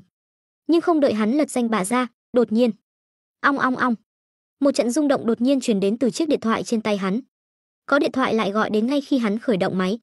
Mà khi Kevin Roderick nhìn thấy cuộc gọi đến, cả người càng sững sờ. Chỉ thấy hiển thị cuộc gọi trên điện thoại di động của hắn, rõ ràng là một cái tên quen thuộc không thể quen thuộc hơn, Jensen. Kevin, thế nào? Bốn phía quan sát, thấy bộ dạng sửng sốt của Kevin Roderick, người phụ nữ da vàng Tĩnh Văn bình thản hỏi. Khi hỏi, cô cũng đi tới trước chiếc xe nhỏ đưa đón khách khoang hạng nhất của sân bay, sau đó đi vào ngồi. Là anh ấy. Kevin nhìn Tĩnh Văn, trả lời một câu, sau đó nghe máy, đưa lên tai, thăm dò gọi một tiếng, anh. Đầu bên kia điện thoại, Một giọng nói nhàn nhạt truyền đến, "Ta là Vương Viễn Lâm, anh trai của ngươi đã bất hạnh qua đời. Nếu như ngươi muốn biết nguyên nhân cái chết của anh trai ngươi, có thể tới đại bản doanh Kim Đảng tìm ta." Nói xong, không đợi Kevin Roderick nói chuyện, liền chỉ nghe bíp một tiếng, bên kia cúp điện thoại. Kevin Roderick nghe âm thanh cúp máy tút tút truyền đến trong điện thoại, vẻ mặt hốt hoảng, bên tai vẫn luôn văng vẳng câu nói anh trai của ngươi đã bất hạnh qua đời kia. Rất lâu, sau khi chiếc xe nhỏ đưa đón khách khoang hạng nhất khởi động, hắn mới hoàn hồn, sau đó bắt đầu gọi lại số điện thoại của anh trai mình vừa gọi đến. Nhưng kết quả, trong điện thoại di động chỉ truyền đến một câu trả lời tự động vô tình, "Xin chào, số điện thoại quý khách vừa gọi hiện đang tắt máy." Kevin Roderick sau khi nghe xong, trên mặt hiện lên vẻ phẫn nộ, không ngừng gọi lại điện thoại, miệng không ngừng nghiến răng nói, "Nghe máy, nghe máy, nghe máy cho ta." Càng nói, hắn càng kích động. Điều này không khỏi khiến những hành khách ngồi chung một chiếc xe đưa đón, nhưng không cùng vị trí, ghé mắt nhìn về phía hắn. Tĩnh Văn ở bên cạnh, cau mày, nhẹ giọng mở miệng nói, "Kevin, bình tĩnh một chút." Giọng nói của cô phảng phất có một loại ma lực, Kevin Roderick vốn đang kích động, theo lời nói của cô lại thật sự thần kỳ bình tĩnh lại. Bất quá, vẻ bi thương trên mặt hắn vẫn không che giấu được, chỉ thấy hắn nhìn về phía Tĩnh Văn ở bên cạnh, nghẹn ngào nói, "Sư tỷ, anh trai tôi xảy ra chuyện rồi." "Không sao, sư tỷ cùng cậu đi xem chuyện gì xảy ra." Tĩnh Văn mặc bộ quần áo luyện công màu xám, giọng điệu bình thản mở miệng nói. Cô kỳ thực đã nghe thấy giọng nói truyền đến trong điện thoại. Khoảng cách gần như vậy, với tinh thần mạnh mẽ của cô, muốn không nghe được cũng khó. Đối với đầu bên kia điện thoại, người tự xưng Vương Viễn Lâm kia, cô nảy sinh một chút hứng thú. Đối phương tên rất có vận vị của quốc gia cổ phương Đông, và lại vừa vặn còn cùng cô là bản gia, cùng họ Vương. Người này sẽ là cơ duyên mà sư phụ nói sao? "Cảm ơn sư tỷ." Nghe được Tĩnh Văn sư tỷ muốn cùng mình đi, Kevin Roderick bi thương trong lòng nhận được một chút an ủi. Cho dù đối với bản lĩnh học được mấy năm nay có lòng tin, nhưng nếu có Tĩnh Văn sư tỷ đi cùng, vậy thì bất kể kẻ thù giết anh trai hắn là ai, hắn muốn báo thù hẳn là đều không thành vấn đề. Nghĩ tới đây, Kevin Roderick đem tất cả tâm tình bi thương đều hóa thành động lực báo thù. Một ngọn lửa báo thù bùng lên từ đáy lòng hắn. New Thành, khu Bronx. Nhà máy, đại bản doanh Kim Đảng, bên trong tòa nhà văn phòng. Tô Lăng ngồi trên ghế sofa, chậm rãi buông chiếc điện thoại vừa cúp máy, nhắm hai mắt xem xét những thông tin được sao chép tự động trong đầu do phát sinh liên quan. Ký chủ nhận được sự chú ý của Kevin Roderick, hai bên phát sinh liên quan, thông tin cuộc đời của Kevin Roderick tự động sao chép, đổi mới hoàn tất. Kevin Roderick, nam, da trắng, 22 tuổi, Eric, người New Thành, nghề nghiệp học sinh, chưa lập gia đình. Ký chủ nhận được sự chú ý của Vương Tĩnh Văn, hai bên phát sinh liên quan, thông tin cuộc đời của Vương Tĩnh Văn tự động sao chép, đổi mới hoàn tất. Vương Tĩnh Văn, nữ, da vàng, 33 tuổi, quốc gia cổ phương Đông, người Giang Nam, nghề nghiệp không, chưa lập gia đình. Một cuộc điện thoại này, cùng hai người phát sinh liên quan, điều này không khỏi khiến Tô Lăng có chút kinh ngạc. Tối hôm qua sau khi rời khỏi khu thượng lưu Manhattan, hắn lại lần nữa trở lại nhà máy, đại bản doanh Kim Đảng bên này. Dưới sự dẫn dắt tận lực của hắn, khu phồn hoa lớn như khu thượng lưu Manhattan phát sinh hỗn loạn, thế là số lượng lớn lực lượng cảnh sát New Thành liền đều được điều tới. Điều này khiến việc khuếch trương địa bàn của Kim Đảng không gây ra sự chú ý quá mức của đồn cảnh sát New Thành, có thể hoàn thành thuận lợi. Hắn đi phía Manhattan kia, không chỉ là vì giải quyết Leon, người chơi cấp S này, mở ra cục diện trận doanh chiến, đồng thời cũng là vì phân tán lực lượng cảnh sát New Thành, vì Kim Đảng khuếch trương địa bàn. Trong một đêm, Kim Đảng liền chiếm đoạt hai hắc bang liền nhau, trước mắt đang tiến hành kiểm kê. Về phần hai lão đại đầu mục của hai hắc bang này, Tô Lăng trước khi đi khu thượng lưu Manhattan, liền ra tay giải quyết, đem hai lão đại đầu mục hắc bang này đều nhốt lại. Đợi sau khi trở về, Tô Lăng tiến hành một đêm dạy dỗ đối với hai lão đại đầu mục hắc bang này, để hai lão đại đầu mục hắc bang này bổ sung chỗ chống tiến hóa giả có thể dùng do cái chết của Jensen Roderick và Karina tạo ra. Sau đó, chính là hiện tại, gọi điện thoại cho em trai của Jensen Roderick, để hai bên phát sinh liên quan, từ đó nhìn trộm thông tin về cuộc đời của đối phương. Sau khi biết được đối phương du học ở quốc gia nào, còn có ngày nào lên máy bay, muốn tra được đối phương ngồi chuyến bay nào là chuyện dễ dàng. Đương nhiên, vì lừa gạt trí tuệ nhân tạo phía chính phủ của siêu duy sát, Tô Lăng không có canh giờ gọi điện thoại, mà là phân phó thành viên Kim Đảng dùng điện thoại của Jensen không ngừng gọi điện thoại cho em trai gã, Kevin Roderick, mãi cho đến khi gọi được mới gọi hắn. Bất quá, cuối cùng lại nhận được thông tin về cuộc đời của hai người, đây đúng là điều Tô Lăng không ngờ tới. Bản thân toàn chi, chỉ có đối với ta tiến hành chú ý mới có thể bị phản hồi, nếu như chỉ là nghe thấy tên, nhưng không hề để ý, sẽ không phát sinh liên quan. Nói cách khác, cái Vương Tĩnh Văn này khi ta gọi điện thoại cho Kevin Roderick, hẳn là đang ở bên cạnh Kevin Roderick. Vừa vặn cũng nghe thấy ta tự báo tên nhân vật dấn thân vào thế giới này, và nghe rõ ta tự báo tên. Điểm này, không khỏi khiến Tô Lăng hai mắt có chút nheo lại. Trải qua một thời gian dài sử dụng bản thân toàn chi, Tô Lăng đã sớm thăm dò rõ ràng rất nhiều chi tiết của năng lực này. Trên đời có rất nhiều người trùng tên trùng họ, cho nên, hắn muốn khiến người khác phát sinh liên quan với hắn. Không thể chỉ là để đối phương biết một cái tên, mà còn phải có một khái niệm, cũng chính là tính chỉ hướng. Khi biết tên, đồng thời có ý thức nhận biết cụ thể chỉ hướng hắn, người này, hai bên mới phát sinh liên quan. Trước kia khi ở trạng thái người thực vật, hắn chỉ có thể dựa vào nhận biết đã có đối với năng lực bản thân toàn chi tiến hành phán đoán và đặt tên. Nhưng trong khoảng thời gian sau khi hắn tỉnh lại, không ngừng vận dụng năng lực, tự nhiên cũng tìm tòi ra rất nhiều nhận biết chi tiết mới. Từ những nhận biết chi tiết mới tìm tòi ra này, Tô Lăng cảm thấy, năng lực này của mình, kỳ thực nghiêm ngặt mà nói, phải gọi là bản thân toàn chi mới đúng. Cùng mình phát sinh quan hệ nhân quả, mới có thể lấy được thông tin về cuộc đời của đối phương. Đương nhiên, Tô Lăng không quá xoắn xuýt về tên của năng lực. Hắn xem xét thông tin về cuộc đời của Kevin Roderick trước. Rất nhanh, thông tin về cuộc đời của Kevin Roderick liền bị hắn thăm dò hoàn tất. Đây là. Sau khi xem xong thông tin về cuộc đời của Kevin Roderick, vẻ mặt Tô Lăng nổi lên vẻ kinh ngạc rõ ràng. Kevin Roderick trong mắt hắn trước kia nhìn rất không đơn giản, từ nhỏ đến lớn kỳ thực không có gì khác thường. Chân chính khiến người khác nảy sinh biến hóa là sau khi hắn du học ở quốc gia cổ phương Đông, bái nhập một môn phái cổ xưa thần bí. Tô Lăng nhận được thông tin về cuộc đời của một người khác, cũng chính là Vương Tĩnh Văn kia, đương nhiên đó là người của môn phái cổ xưa thần bí này.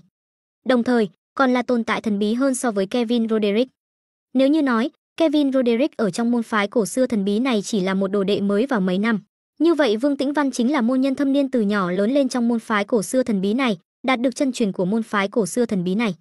Mà môn phái cổ xưa thần bí này là một môn phái tu hành tinh thần, tên là Thần Niệm môn. Thông qua những điều Kevin Roderick chứng kiến sau khi nhập môn mấy năm ngắn ngủi, Tô Lăng nhìn thấy, người của Thần Niệm môn này chỉ cần là người nhập môn, đều tu luyện ra lực lượng tinh thần vượt qua người thường. Mà lực lượng tinh thần vượt qua người thường, khiến người của môn phái này tai mắt càng thêm thông minh, tinh lực càng thêm dồi dào, đồng thời còn diễn sinh ra năng lực thần kỳ như thôi miên. Đây cũng chính là nguyên nhân chủ yếu khiến Tô Lăng kinh ngạc. Thôi miên, Tô Lăng trước tiên nghĩ đến chính là Tiểu Điệp, cô bé kia. Thì ra là thế, cô bé kia nguyên lai là lực lượng tinh thần khác hẳn với người thường, cho nên mới có thôi miên, cảm giác nguy hiểm những năng lực này.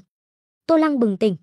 Mà sau khi bừng tỉnh, Tô Lăng liền vội vàng nhìn về phía thông tin về cuộc đời của Vương Tĩnh Văn kia. Sau khi vén màn che bí ẩn, Kevin Roderick trong mắt Tô Lăng liền thành tép diêu không đáng nhắc tới. Mà sư tỷ Vương Tĩnh Văn của hắn mới chính thức khiến Tô Lăng hứng thú. Tinh thần cường đại có thể khiến tiến hóa giả càng nhanh nắm giữ giai đoạn thứ hai, như vậy có khả năng hay không? Phương diện tinh thần kỳ thực là giai đoạn thứ ba của hệ thống biến dị tiến hóa của thế giới này. Suy đoán này vừa ra, Tô Lăng đáy mắt hiện lên vẻ hưng phấn, không nghĩ nhiều nữa, chuyên chú xem thông tin về cuộc đời của Vương Tĩnh Văn. Một lát sau, tinh thần bí động. Từ thông tin trong cuộc đời của Vương Tĩnh Văn, Tô Lăng thấy được khi cô sinh ra, mẹ cô khó sinh mà chết, cha cô, môn chủ Thần Niệm môn, thương tâm quá độ, không nhận con gái, mà đem giao cho một đôi vợ chồng nông thôn cao tuổi nuôi dưỡng, đến khi cô 6 tuổi, đôi vợ chồng nông thôn cao tuổi kia lần lượt qua đời, mới được cha cô, môn chủ Thần Niệm môn, mang về Thần Niệm môn. Sau đó, liền một mực tu hành trong Thần Niệm môn đến khi lớn lên. Mà trong quá trình cô tu hành lớn lên, một nơi tên là tinh thần bí động trong Thần Niệm môn đã thu hút sự chú ý của Tô Lăng. Bởi vì, môn nhân của Thần Niệm môn, sau khi tích lũy đủ cái gọi là công đức, tiến vào tinh thần bí động này tu hành một thời gian, lực lượng tinh thần thường thường liền có thể tăng lên trên diện rộng. Tô Lăng vô cùng hứng thú với tinh thần bí động này. Hắn muốn lợi dụng tinh thần bí động này để nhanh chóng tăng lên thuộc tính tinh thần của mình, sau đó tốt để đích thân nghiệm chứng tiến hóa giả giai đoạn 2. Đồng thời, tiến hành thăm dò suy đoán của hắn, lực lượng tinh thần có thể là giai đoạn thứ 3 của hệ thống biến dị tiến hóa của thế giới này. Xem ra phải nghĩ biện pháp đi tinh thần bí động của Thần Niệm môn này tu hành một phen mới được. Trong lòng nảy sinh ý nghĩ này, Tô Lăng liền bắt đầu nghĩ, muốn làm thế nào để lợi dụng Kevin Roderick và vị Vương Tĩnh Văn kia đã đến. Hắn sau khi gọi điện thoại, liền đem tên thật báo cho đối phương, đồng thời bảo đối phương tới tìm hắn, ngoại trừ khiến đối phương chú ý đến hắn, cùng hắn phát sinh liên quan, nhìn trộm thông tin về cuộc đời của đối phương, còn có một mục đích, chính là muốn lợi dụng cái chết của Jensen Roderick, tiến hành một phen họa thủy đông dẫn. Nếu như phát hiện Kevin Roderick không có gì ghê gớm, như vậy tự nhiên không cần nhiều lời, trực tiếp giết là được. Mà nếu như khi nhìn trộm thông tin về cuộc đời của Kevin Roderick, phát hiện đối phương tạm thời không dễ trêu chọc, hắn liền sẽ lợi dụng cái chết của Jensen Roderick, đem đầu mâu dẫn hướng 5 đội ngũ người chơi phe đỏ còn lại. Mà bây giờ, biết được sự tồn tại của Thần Niệm môn, Tô Lăng quyết định dùng sách lược sau này. Cũng ngay khi Tô Lăng nghĩ kỹ nên ứng phó Kevin Roderick và Vương Tĩnh Văn như thế nào. Kevin Roderick và Vương Tĩnh Văn cũng đang từ sân bay New Thành đón xe hướng về khu Bronx, nhà máy, đại bản doanh Kim Đảng bên này chạy đến. Ước chừng hơn 1 giờ, cùng với một tiếng phanh xe, một chiếc taxi dừng lại trước cửa nhà máy, đại bản doanh của Kim Đảng. Sau đó, Kevin Roderick và Vương Tĩnh Văn từ trên xe taxi đi xuống. Tĩnh Văn sư tỷ, nơi này chính là anh trai tôi khởi công nhà máy. Kevin Roderick nói với Vương Tĩnh Văn. Hắn không có nói, đây là địa bàn của anh trai hắn. Khi du học ở quốc gia cổ phương Đông, Hắn chưa bao giờ nói anh trai mình là người của Hắc Bang, bởi vì hắn phát hiện phía quốc gia cổ phương Đông kia cực kỳ không thích loại quần thể này. Tuy nhiên, hắn lại không biết, Vương Tĩnh Văn, thậm chí trên dưới thần niệm môn kỳ thực đã sớm biết.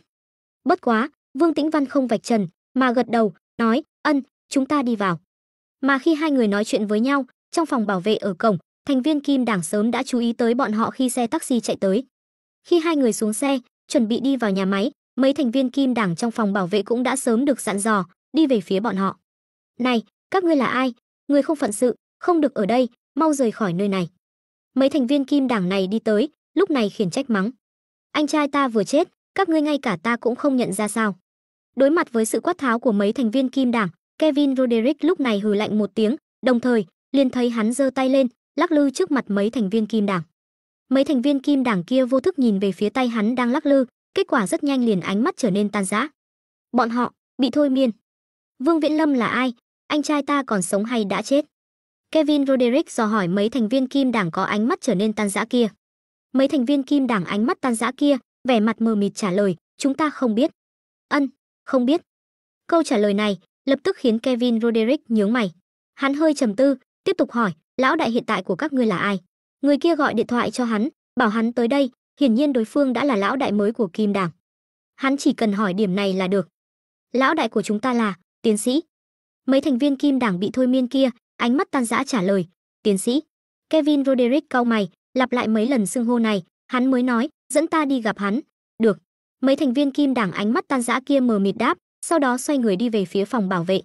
Chỉ là, bởi vì bị thôi miên, mấy thành viên Kim Đảng này đi lại rất chậm, giống như đang mộng du. Sau khi đi vài bước, Kevin Roderick liền hơi mất kiên nhẫn nói với mấy thành viên Kim Đảng bị thôi miên kia, đủ rồi, ngủ say đi.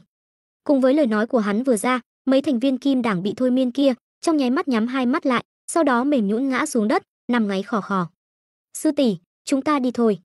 Sau khi khiến mấy thành viên Kim Đảng ngủ say, Kevin Roderick quay đầu nhìn về phía Vương Tĩnh Văn ở bên cạnh, nói, ân. Vương Tĩnh Văn ở bên cạnh gật đầu. Sau đó, hai người liền cùng đi về phía phòng bảo vệ, sau đó thông qua cửa phòng bảo vệ, đi vào bên trong nhà máy. Tuy nhiên, hành tung của bọn họ lại toàn bộ đều bị nhìn thấy rõ ràng dưới camera giám sát. Tầng 7 tòa nhà văn phòng, một phòng làm việc mới. Tô Lăng ngồi trên ghế sofa, trong tay cầm một chiếc máy tính bảng kết nối với hệ thống giám sát của nhà máy. Thông qua máy tính bảng, hắn quan sát hai người trong hình ảnh camera giám sát. Thôi miên. Mặc dù đã xem thông tin về cuộc đời của Kevin Roderick và Vương Tĩnh Văn, biết năng lực thôi miên có uy lực và thần kỳ như thế nào, nhưng thông tin bằng chữ và hình ảnh cuối cùng vẫn có sự khác biệt. Ở cổng nhà máy, hình ảnh Kevin Roderick thôi miên mấy thành viên Kim Đảng kia không thể hiện ra toàn bộ năng lực thôi miên này. Cho nên, Tô Lăng nghĩ đến muốn đưa tay vẫy vẫy với một thành viên Kim Đảng nam tính đang đứng bên cạnh hắn, được hắn chọn làm trợ lý. Tên trợ lý này đứng nghiêm, lập tức cúi người, cẩn thận từng ly từng tí hỏi, tiến sĩ, ngài có dặn dò gì? Sau khi thu phục Kim Đảng, Tô Lăng không khiến người này gọi hắn là lão đại, mà là vì gần sát với hình tượng nhân vật, khiến người này giống như Nha và Tiểu Điệp, gọi hắn là tiến sĩ. Sau khi nghe đối phương hỏi, Tô Lăng giọng điệu từ tốn nói, bảo người ta đi đuổi hai người này đi, đừng dùng súng. Vâng. Tên trợ lý này nghe xong, vội vàng đáp ứng. Sau đó, liền thấy hắn lấy điện thoại di động từ trong túi áo ra, bấm số điện thoại của một trung tầng Kim Đảng. Sau khi điện thoại kết nối, hắn nói, bên ngoài có hai người tiến vào, các ngươi đi đuổi bọn họ đi, nhớ kỹ, không cần mang súng. Nói xong, tên trợ lý này liền cúp điện thoại. Rất nhanh, trên máy tính bảng trong tay Tô Lăng, trong hình ảnh camera giám sát ở các góc độ khác của nhà máy, từng người thành viên Kim Đảng liền tuôn ra, hướng về phía Kevin Roderick và Vương Tĩnh Văn bao vây đi. Các ngươi là ai? Không phải nhân viên của nhà máy không thể vào, mau ra ngoài. Trong nhà xưởng, khi Kevin Roderick dẫn đầu, hướng về tòa nhà văn phòng đi đến, hai người bị nhóm thành viên Kim Đảng đầu tiên tuôn ra chặn lại, lớn tiếng quát tháo. Mà khi những thành viên Kim Đảng này lớn tiếng quát tháo, càng ngày càng nhiều nhân viên Kim Đảng đi ra, hướng về bên này tụ tập. Rất nhanh, giữa Kevin Roderick và Vương Tĩnh Văn hai người cùng tòa nhà văn phòng, liền vây ra một bức tường người kín mít. Thấy thế, Kevin Roderick lập tức nhướng mày. Hắn không đủ năng lực để đối phó nhiều người như vậy cùng một lúc. Thế là, liền thấy hắn nhìn về phía Vương Tĩnh Văn ở bên cạnh, ngượng ngùng thỉnh cầu, "Tĩnh Văn sư tỷ, làm phiền tỷ." "Không sao." Vương Tĩnh Văn giọng điệu bình thản trả lời một câu.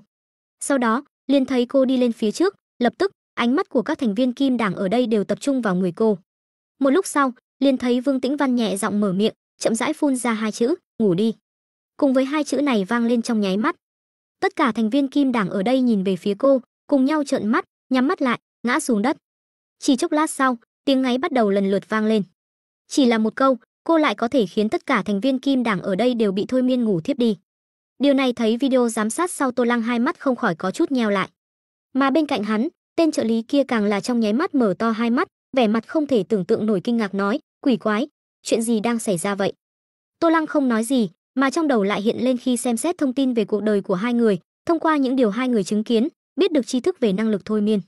Lực lượng tinh thần sau khi cường đại đến một trình độ nhất định, liền có thể tạo thành uy hiếp tinh thần đối với hình người có lực lượng tinh thần yếu. Đây là một loại cảm giác rất khó diễn tả. Giống như người bình thường đối mặt với những kẻ hung hãn, vênh váo hung hăng, giết người như ngoé, sẽ tự nhiên cảm thấy e ngại. Đây cũng là một loại uy áp tinh thần. Đương nhiên, cũng có người gan dạ sẽ không sợ. Nhưng lực lượng tinh thần lại khác, lực lượng tinh thần dưới điều kiện tiên quyết không có thủ đoạn phòng ngự tinh thần và dụng cụ khác, chính là so đấu chỉ số cao thấp. Chỉ số lực lượng tinh thần mạnh, liền mạnh hơn lực lượng tinh thần yếu. Sau đó, sau khi học tập thuật thôi miên, người có chỉ số lực lượng tinh thần mạnh liền có thể thôi miên người có lực lượng tinh thần yếu. Thậm chí, khi chênh lệch lực lượng tinh thần giữa hai bên quá lớn, chỉ cần một câu, liền có thể cưỡng ép thôi miên những người có lực lượng tinh thần yếu kia. Cũng giống như hiện tại, Vương Tĩnh Văn thôi miên lượng lớn thành viên Kim Đảng xung quanh.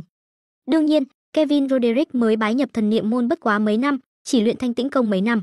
Trong hơn một năm đầu càng là vì không nhìn thấy sự tiến bộ rõ ràng của việc tăng thuộc tính tinh thần, 3 ngày đánh cá, 2 ngày phơi lưới, không chuyên chú.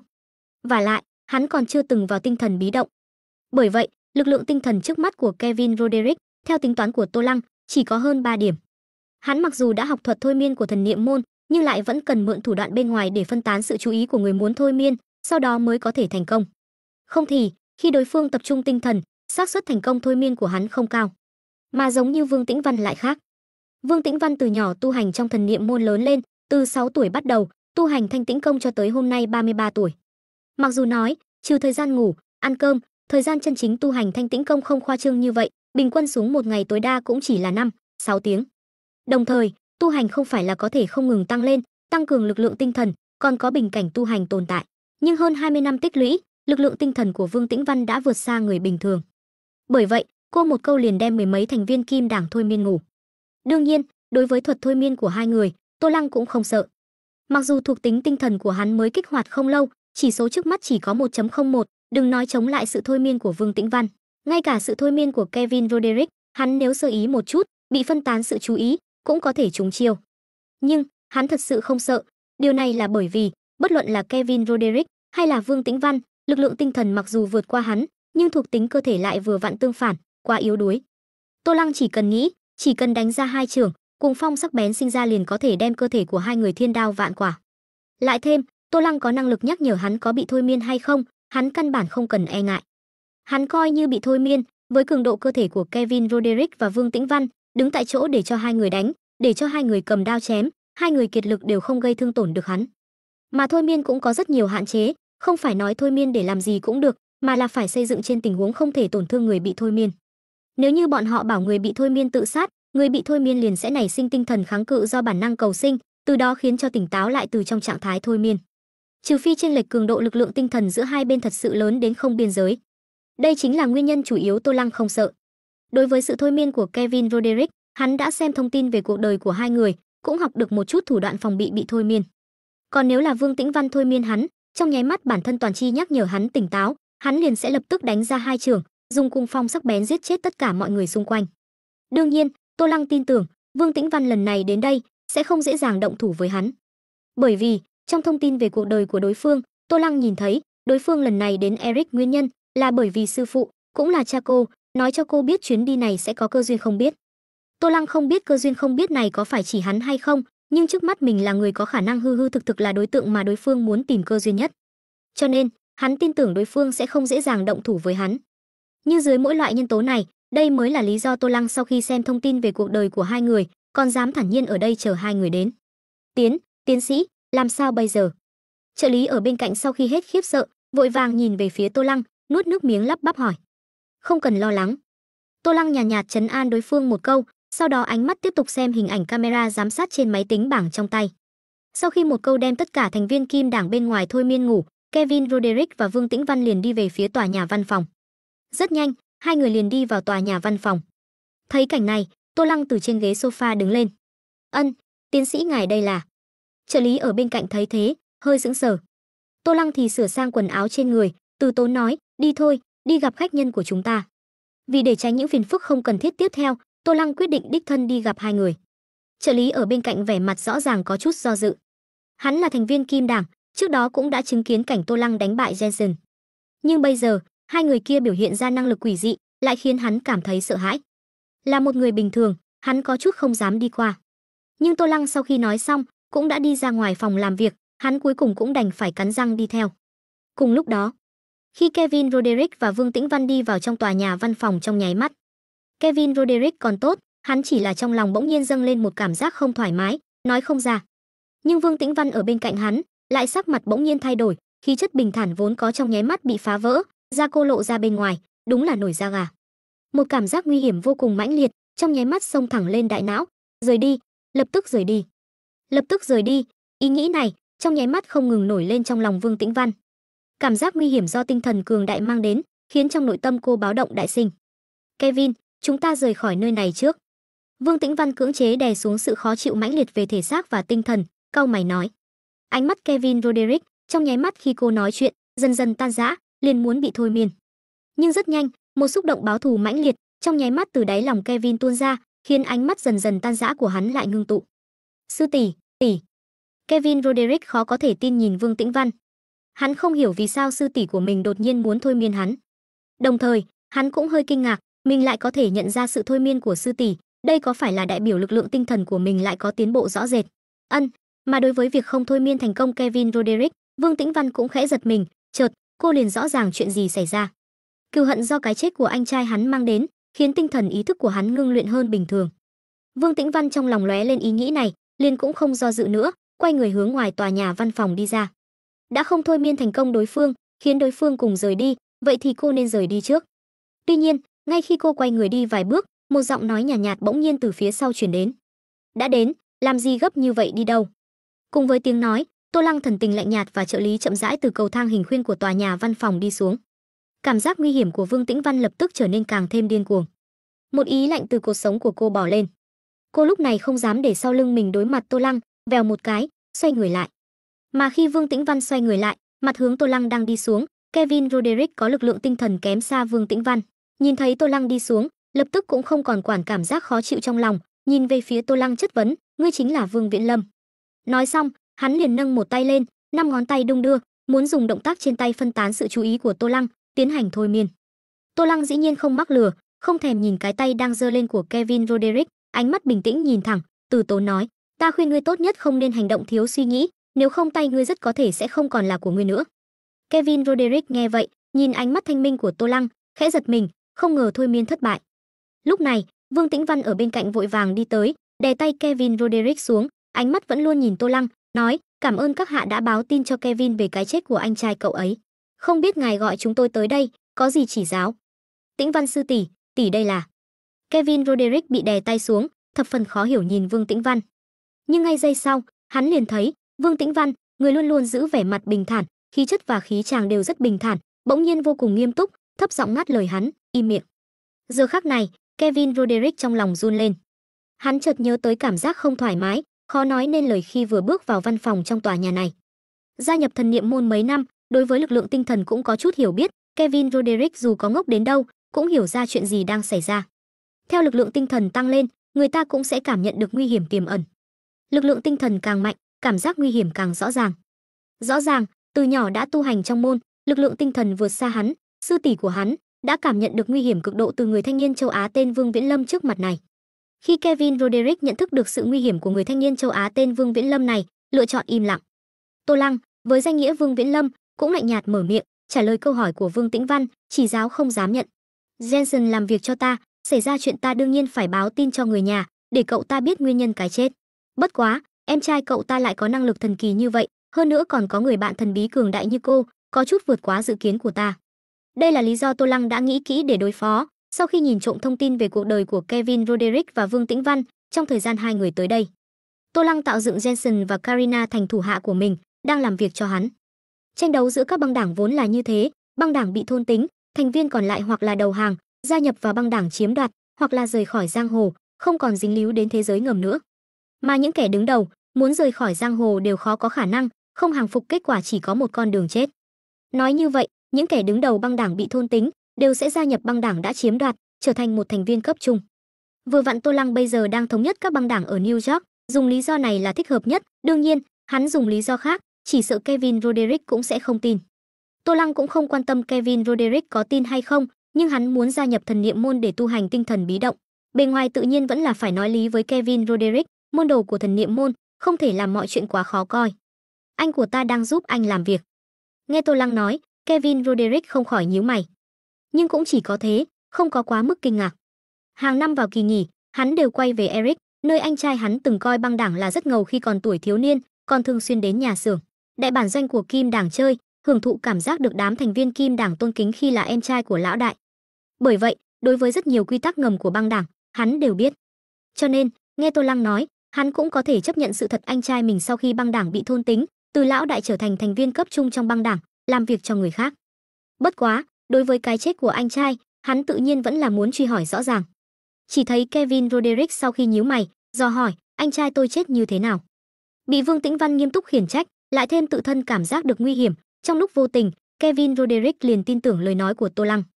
Đây hết thảy đều là uy tín logic do thực lực cường đại mang đến.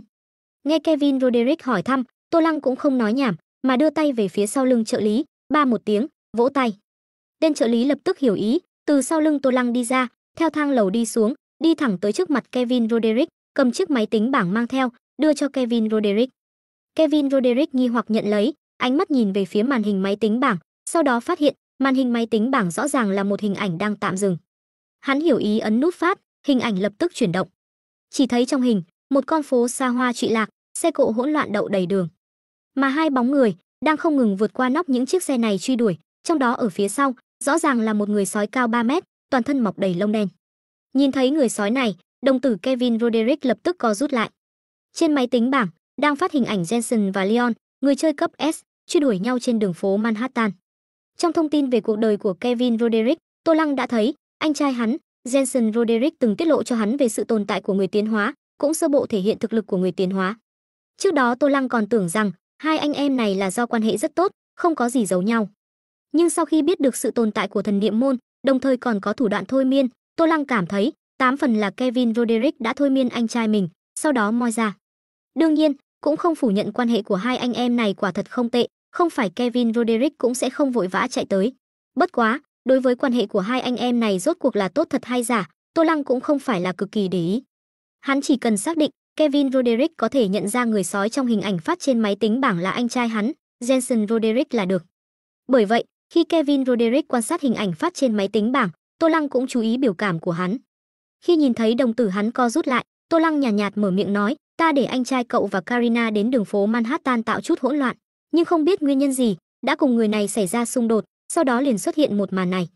Dù sao Jensen và Karina hai người này đều đã chết, không có chứng cứ, hắn nói thế nào cũng được. Đương nhiên, thôi miên có thể khiến người ta thổ lộ nói thật. Nhưng Kevin Roderick thôi miên không được hắn, Vương Tĩnh Văn thì sẽ không dễ dàng ra tay. Tô Lăng mình cũng có năng lực bản thân toàn chi nhắc nhở, ngược lại cũng không sợ.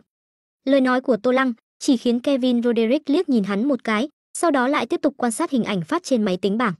Đoạn video truy đuổi này là do những người có mặt ở đó quay lại và đăng lên mạng, Tô Lăng chỉ là tổng hợp lại từ nhiều góc độ. Mà nội dung của đoạn video này không có mở đầu, phần cuối là Leon lách vào ngõ nhỏ, Jensen biến thân người sói cũng theo sau đuổi vào, sau đó liền kết thúc. Chỉ bất quá, sau khi truy đuổi kết thúc, phần sau video là bản tin địa phương của New York phát, tại 3 con hẻm nhỏ ở Manhattan tối hôm qua, phát hiện 3 thi thể. Rất nhanh, Kevin Roderick liền xem hết tin tức, trên mặt hiện ra bi thương cùng phẫn hận, lần nữa nhìn về phía Tô Lăng, hỏi, trong tin tức cuối cùng này, 3 thi thể chính là anh trai tôi và Karina. Tô Lăng thần tình lạnh nhạt gật đầu, nói, đây là sự tình phát sinh tối hôm qua, kết quả điều tra của cảnh sát còn chưa có. Nhưng căn cứ vào tin tức từ người của ta trong đồn cảnh sát New York, chính là anh trai cậu và Karina. Còn một người nữa đâu? Kevin Roderick truy hỏi. Tô Lăng nghe vậy, hai đầu lông mày lộ ra một chút nghi hoặc trả lời, người còn lại chính là người đã truy đuổi anh trai cậu trên đường phố Manhattan. Đây cũng là điều ta cảm thấy kỳ quái, theo lý mà nói, nếu như hắn giết anh trai cậu, hắn không nên chết, nhưng hắn quả thật chết tại phụ cận, ta hoài nghi rất có thể là bị giết người diệt khẩu. Nói đến đây, hắn nhìn Kevin Roderick và Vương Tĩnh Văn, sau đó mới tiếp tục nói, lúc đầu nếu như cậu chỉ là người bình thường, những lời này ta không định nói cho cậu, nhưng cậu dường như không phải người bình thường, hơn nữa dường như rất muốn báo thù cho anh trai cậu, cho nên nói cho cậu cũng không sao. Giết người diệt khẩu. Nghe Tô Lăng nói, Kevin Roderick mặt mày xa sầm, đại não và trong mắt dần dần bị cừu hận lấp đầy. Lúc này, Vương Tĩnh Văn, người vẫn luôn ở bên cạnh quan sát, không nói gì, cuối cùng cũng mở miệng. Cảm ơn các hạ đã báo tin. Cô hai tay ôm quyền hướng về Tô Lăng cúi người, sau đó nói với Kevin Roderick ở bên cạnh, Kevin, nếu đã biết chân tướng, vậy chúng ta rời khỏi đây trước đi. Kevin Roderick nghe vậy, nhìn cô một cái, đại não vốn bị cừu hận lấp đầy trong nháy mắt bình tĩnh lại. Hắn nhớ tới tình cảnh trước mắt, thế là cũng học Vương Tĩnh Văn, hướng về Tô Lăng ôm quyền nói, cảm ơn đã báo tin, làm phiền ngài. Sau khi hắn ôm quyền, Vương Tĩnh Văn hướng về Tô Lăng mở miệng lần nữa, khẽ cười nói, vậy chúng ta xin cáo từ trước, phiền các hạ. Thấy hai người đi ý kiên quyết như thế, Tô Lăng cũng không nói gì, khẽ gật đầu. Đã xem qua thông tin về cuộc đời của hai người, hắn đương nhiên rõ ràng, hẳn là sức mạnh tinh thần mạnh mẽ mang đến cảm giác nguy hiểm, khiến bọn họ khi ở gần mình, có chút như ngồi bàn trông, thập phần khó chịu, lúc này mới muốn mau rời khỏi. Đối với cái này, hắn cũng không nói gì. Rất nhanh, Kevin và Vương Tĩnh Văn hai người liền rời đi văn phòng. Khi ra khỏi văn phòng, hai người đều nhẹ nhàng thở ra. Kevin Roderick cảm giác bực bội, không thoải mái kia đã không còn. Vương Tĩnh Văn cảm giác nguy hiểm mãnh liệt trong lòng cũng tiêu tán không ít. Bất quá, hai người cũng không có như vậy buông lỏng, Tô Lăng còn ở sau lưng bọn họ, thế là hai người không ngừng bước, tiếp tục đi về phía phòng bảo vệ của nhà máy. Nhưng vào lúc này, thanh âm của Tô Lăng từ phía sau truyền đến, lập tức khiến hai người run rẩy, hai người trước khi đi, nhớ giải trừ thôi miên cho thủ hạ của ta bên ngoài. Nương theo lời nói nhàn nhạt, Tô Lăng quay người lên lầu. Nghe được chỉ là để bọn họ giải trừ thôi miên, hai người lúc này mới thở một hơi dài nhẹ nhõm. Mà không có Tô Lăng ở phía sau nhìn chằm chằm, cảm giác nguy hiểm mãnh liệt còn lưu lại hơn phân nửa trong lòng Vương Tĩnh Văn, càng là lần nữa giảm hơn phân nửa. Nhưng rất nhanh, hai người đột nhiên ý thức được cái gì, vô thức liếc nhìn nhau, thôi miên. Đối phương vậy mà biết thủ đoạn bọn họ đối phó đám thành viên Kim Đảng này là thôi miên. Trong nháy mắt, hình tượng vốn đã thần bí của Tô Lăng, trong mắt bọn họ càng trở nên thần bí hơn. Khó trách ta vừa rồi không thôi miên được hắn, nguyên lai hắn đã sớm biết. Kevin trong lòng lần nữa run lên, dâng lên thật sâu kiêng kỵ. Nhưng mà, khác với hắn, Vương Tĩnh Văn thì đáy mắt nổi lên một vòng dị sắc. Hắn vậy mà biết thôi miên, xem ra cơ duyên sư phụ nói quả nhiên là hắn. Đương nhiên, mặc dù xác định cơ duyên sư phụ nói chính là người này, nhưng Vương Tĩnh Văn cũng không ở lại. Lần đầu gặp mặt, lập trường của mọi người cũng không tốt, vẫn là chờ sau này lại tiếp xúc với đối phương. Vừa nghĩ đến đây, Vương Tĩnh Văn liền trả lời đối phương, tốt. Nói xong, liền thấy cô đi vào chỗ đám thành viên Kim Đảng đang ngủ, đưa tay ba một tiếng, búng tay. Theo tiếng búng tay, đám thành viên Kim Đảng đang nằm ngáy o o trên mặt đất như tỉnh mộng, lần lượt tỉnh lại với vẻ mặt mờ mịt. Khi đám thành viên Kim Đảng trên mặt đất tỉnh lại, Vương Tĩnh Văn và Kevin Roderick cũng rời đi nhà máy, đại bản doanh của Kim Đảng. Xoẹt, một tiếng phanh xe vang lên. Một chiếc taxi dừng lại bên đường. Rời khỏi nhà máy, đại bản doanh của Kim Đảng, đứng tại ven đường đón xe, Kevin và Vương Tĩnh Văn lên xe taxi. Đi Manhattan, quảng trường thời đại. Nói với tài xế xong, Kevin liền nghiêm túc hỏi Vương Tĩnh Văn bên cạnh, sư tỷ, người kia có phải rất nguy hiểm không? Cậu nói xem. Khí chất và khí chàng của Vương Tĩnh Văn đã khôi phục lại vẻ bình thản, cô hỏi ngược lại Kevin. Kevin nghiêm túc gật đầu nói, ta vào tòa nhà kia đã cảm thấy rất không dễ chịu, lại thêm sư tỷ nhắc nhở, người kia khẳng định rất nguy hiểm, bởi vì hắn khiến sư tỷ cũng cảm thấy nguy hiểm. Trong khi nói chuyện, hắn vô thanh vô tức nịnh nọt một câu. Biết thì tốt. Vương Tĩnh Văn trên mặt không có thay đổi gì, vẫn bình thản nói, bất quá tinh thần lực lượng của hắn không mạnh, nói rõ nguy hiểm của hắn bắt nguồn từ thân thể của hắn. Thân thể của hắn đoán chừng rất cường đại đến mức có thể khiến chúng ta không kịp thôi miên hắn liền bị giết trong nháy mắt. Cái gì? Nghe Vương Tĩnh Văn nói, Kevin không khỏi mở to hai mắt. Hắn biết đối phương rất nguy hiểm, nhưng bởi vì lực lượng tinh thần không tính là mạnh, cho nên hắn cũng không có khái niệm rõ ràng.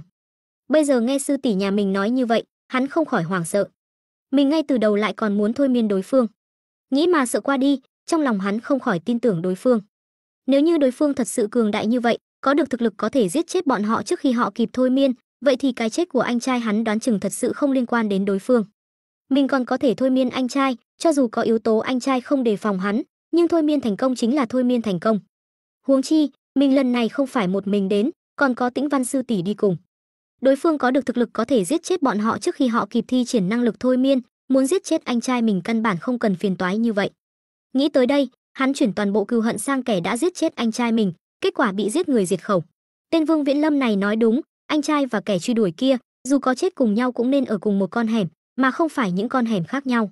Mặc dù không loại trừ khả năng di chuyển thi thể, nhưng nếu không phải di chuyển thi thể, vậy thì đại khái chính là giết người diệt khẩu. Nói cách khác, phía sau kẻ giết chết anh trai còn có những người khác, thậm chí là những tổ chức khác. Trong lòng nảy sinh suy đoán này, Kevin quyết định trước tiên điều tra nguyên nhân cụ thể cái chết của anh trai và nguyên nhân cụ thể cái chết của kẻ đã giết anh trai mình. để loại trừ khả năng chết cùng nhau và di chuyển thi thể. Đây cũng là nguyên nhân hắn bắt xe đi Manhattan. Đương nhiên, hắn tự nhiên không thể xông vào đồn cảnh sát New York, mà là chuẩn bị ra tay từ những nhân viên cảnh sát tan ca.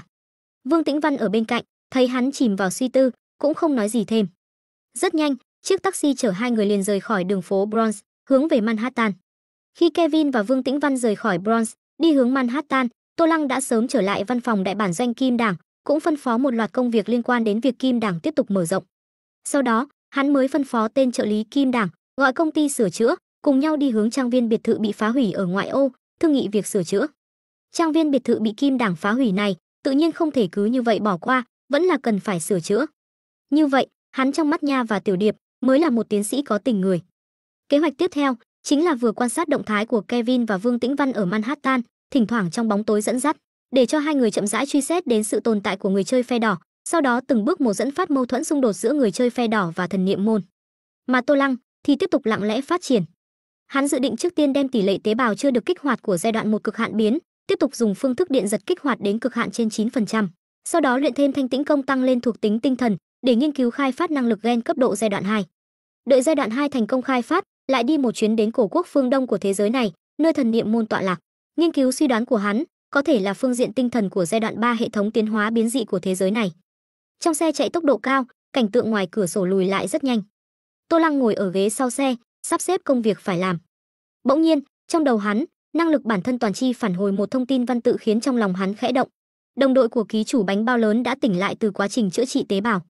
Nhìn thấy thông tin văn tự phản hồi trong đầu, Tô Lăng khẽ nhíu mày, nhưng trên mặt không tính là ngoài ý muốn. Trạng thái thân thể của bánh bao lớn vẫn luôn không ngừng phản hồi trong đầu hắn, bởi vậy, đối với việc đối phương khi nào tỉnh lại, hắn kỳ thật sớm đã có dự liệu. Về phần đối phương sau khi tỉnh dậy, có trách hắn đã làm điện giật hay không, Tô Lăng không để ý. Trong trò chơi này, tác dụng của đồng đội bánh bao lớn đã hết. Tô Lăng dùng đối phương tiến hành thí nghiệm, nghiệm chứng thân thể người chơi dấn thân vào trò chơi, không khác gì người bản địa của thế giới này. Như vậy đã đủ vốn. Còn lại, nếu tên đồng đội bánh bao lớn này có thể phát huy tác dụng khác trong trò chơi này, vậy thì thuần túy là kiếm thêm. Đương nhiên, Tô Lăng không phải loại người vô tình. Bánh bao lớn tiếp theo chỉ cần không quá đáng gây sự, Tô Lăng sẽ không quản hắn. Dù sao, khác với người của thế giới này, bánh bao lớn bản thân là người chơi, mà thiên tính của người chơi là không thể khống chế, cho nên không thể đối xử với bánh bao lớn giống như người bản địa của thế giới này. Hơn nữa, nói không chừng bánh bao lớn có lẽ sau này trong quá trình đối kháng với đội ngũ người chơi phe đỏ khác, có thể tạo ra tác dụng gì đó. Dù sao Tô Lăng ở thế giới này cũng không thiếu tiền, chấp nhận nuôi. Nghĩ đến đây, Tô Lăng liền không nghĩ nhiều nữa. Ước chừng 2 giờ sau, thời gian từ sáng sớm đi tới 8-9 giờ sáng. Tô Lăng ngồi xe, còn có xe của công ty lắp đặt thiết bị được gọi tới, cùng nhau đã tới trang viên biệt thự ngoại ô. Chính là trang viên biệt thự này, các người trước xem qua bố cục, trong 3 ngày cho ta phương án sửa chữa. Chỉ vào trang viên biệt thự bị đạn hỏa tiễn phá hủy, Tô Lăng nói với người của công ty sửa chữa. Sau đó, hắn liền đi về phía bãi cỏ trước trang viên biệt thự, đi tới cửa vào hầm ngầm, không hề e dè dùng chân chà cửa sắt. Nơi này là Eric, đừng nói người giàu, ngay cả những người bình thường, rất nhiều người cũng có hầm đất hoặc tầng hầm. Đây là một chuyện rất bình thường ở Eric.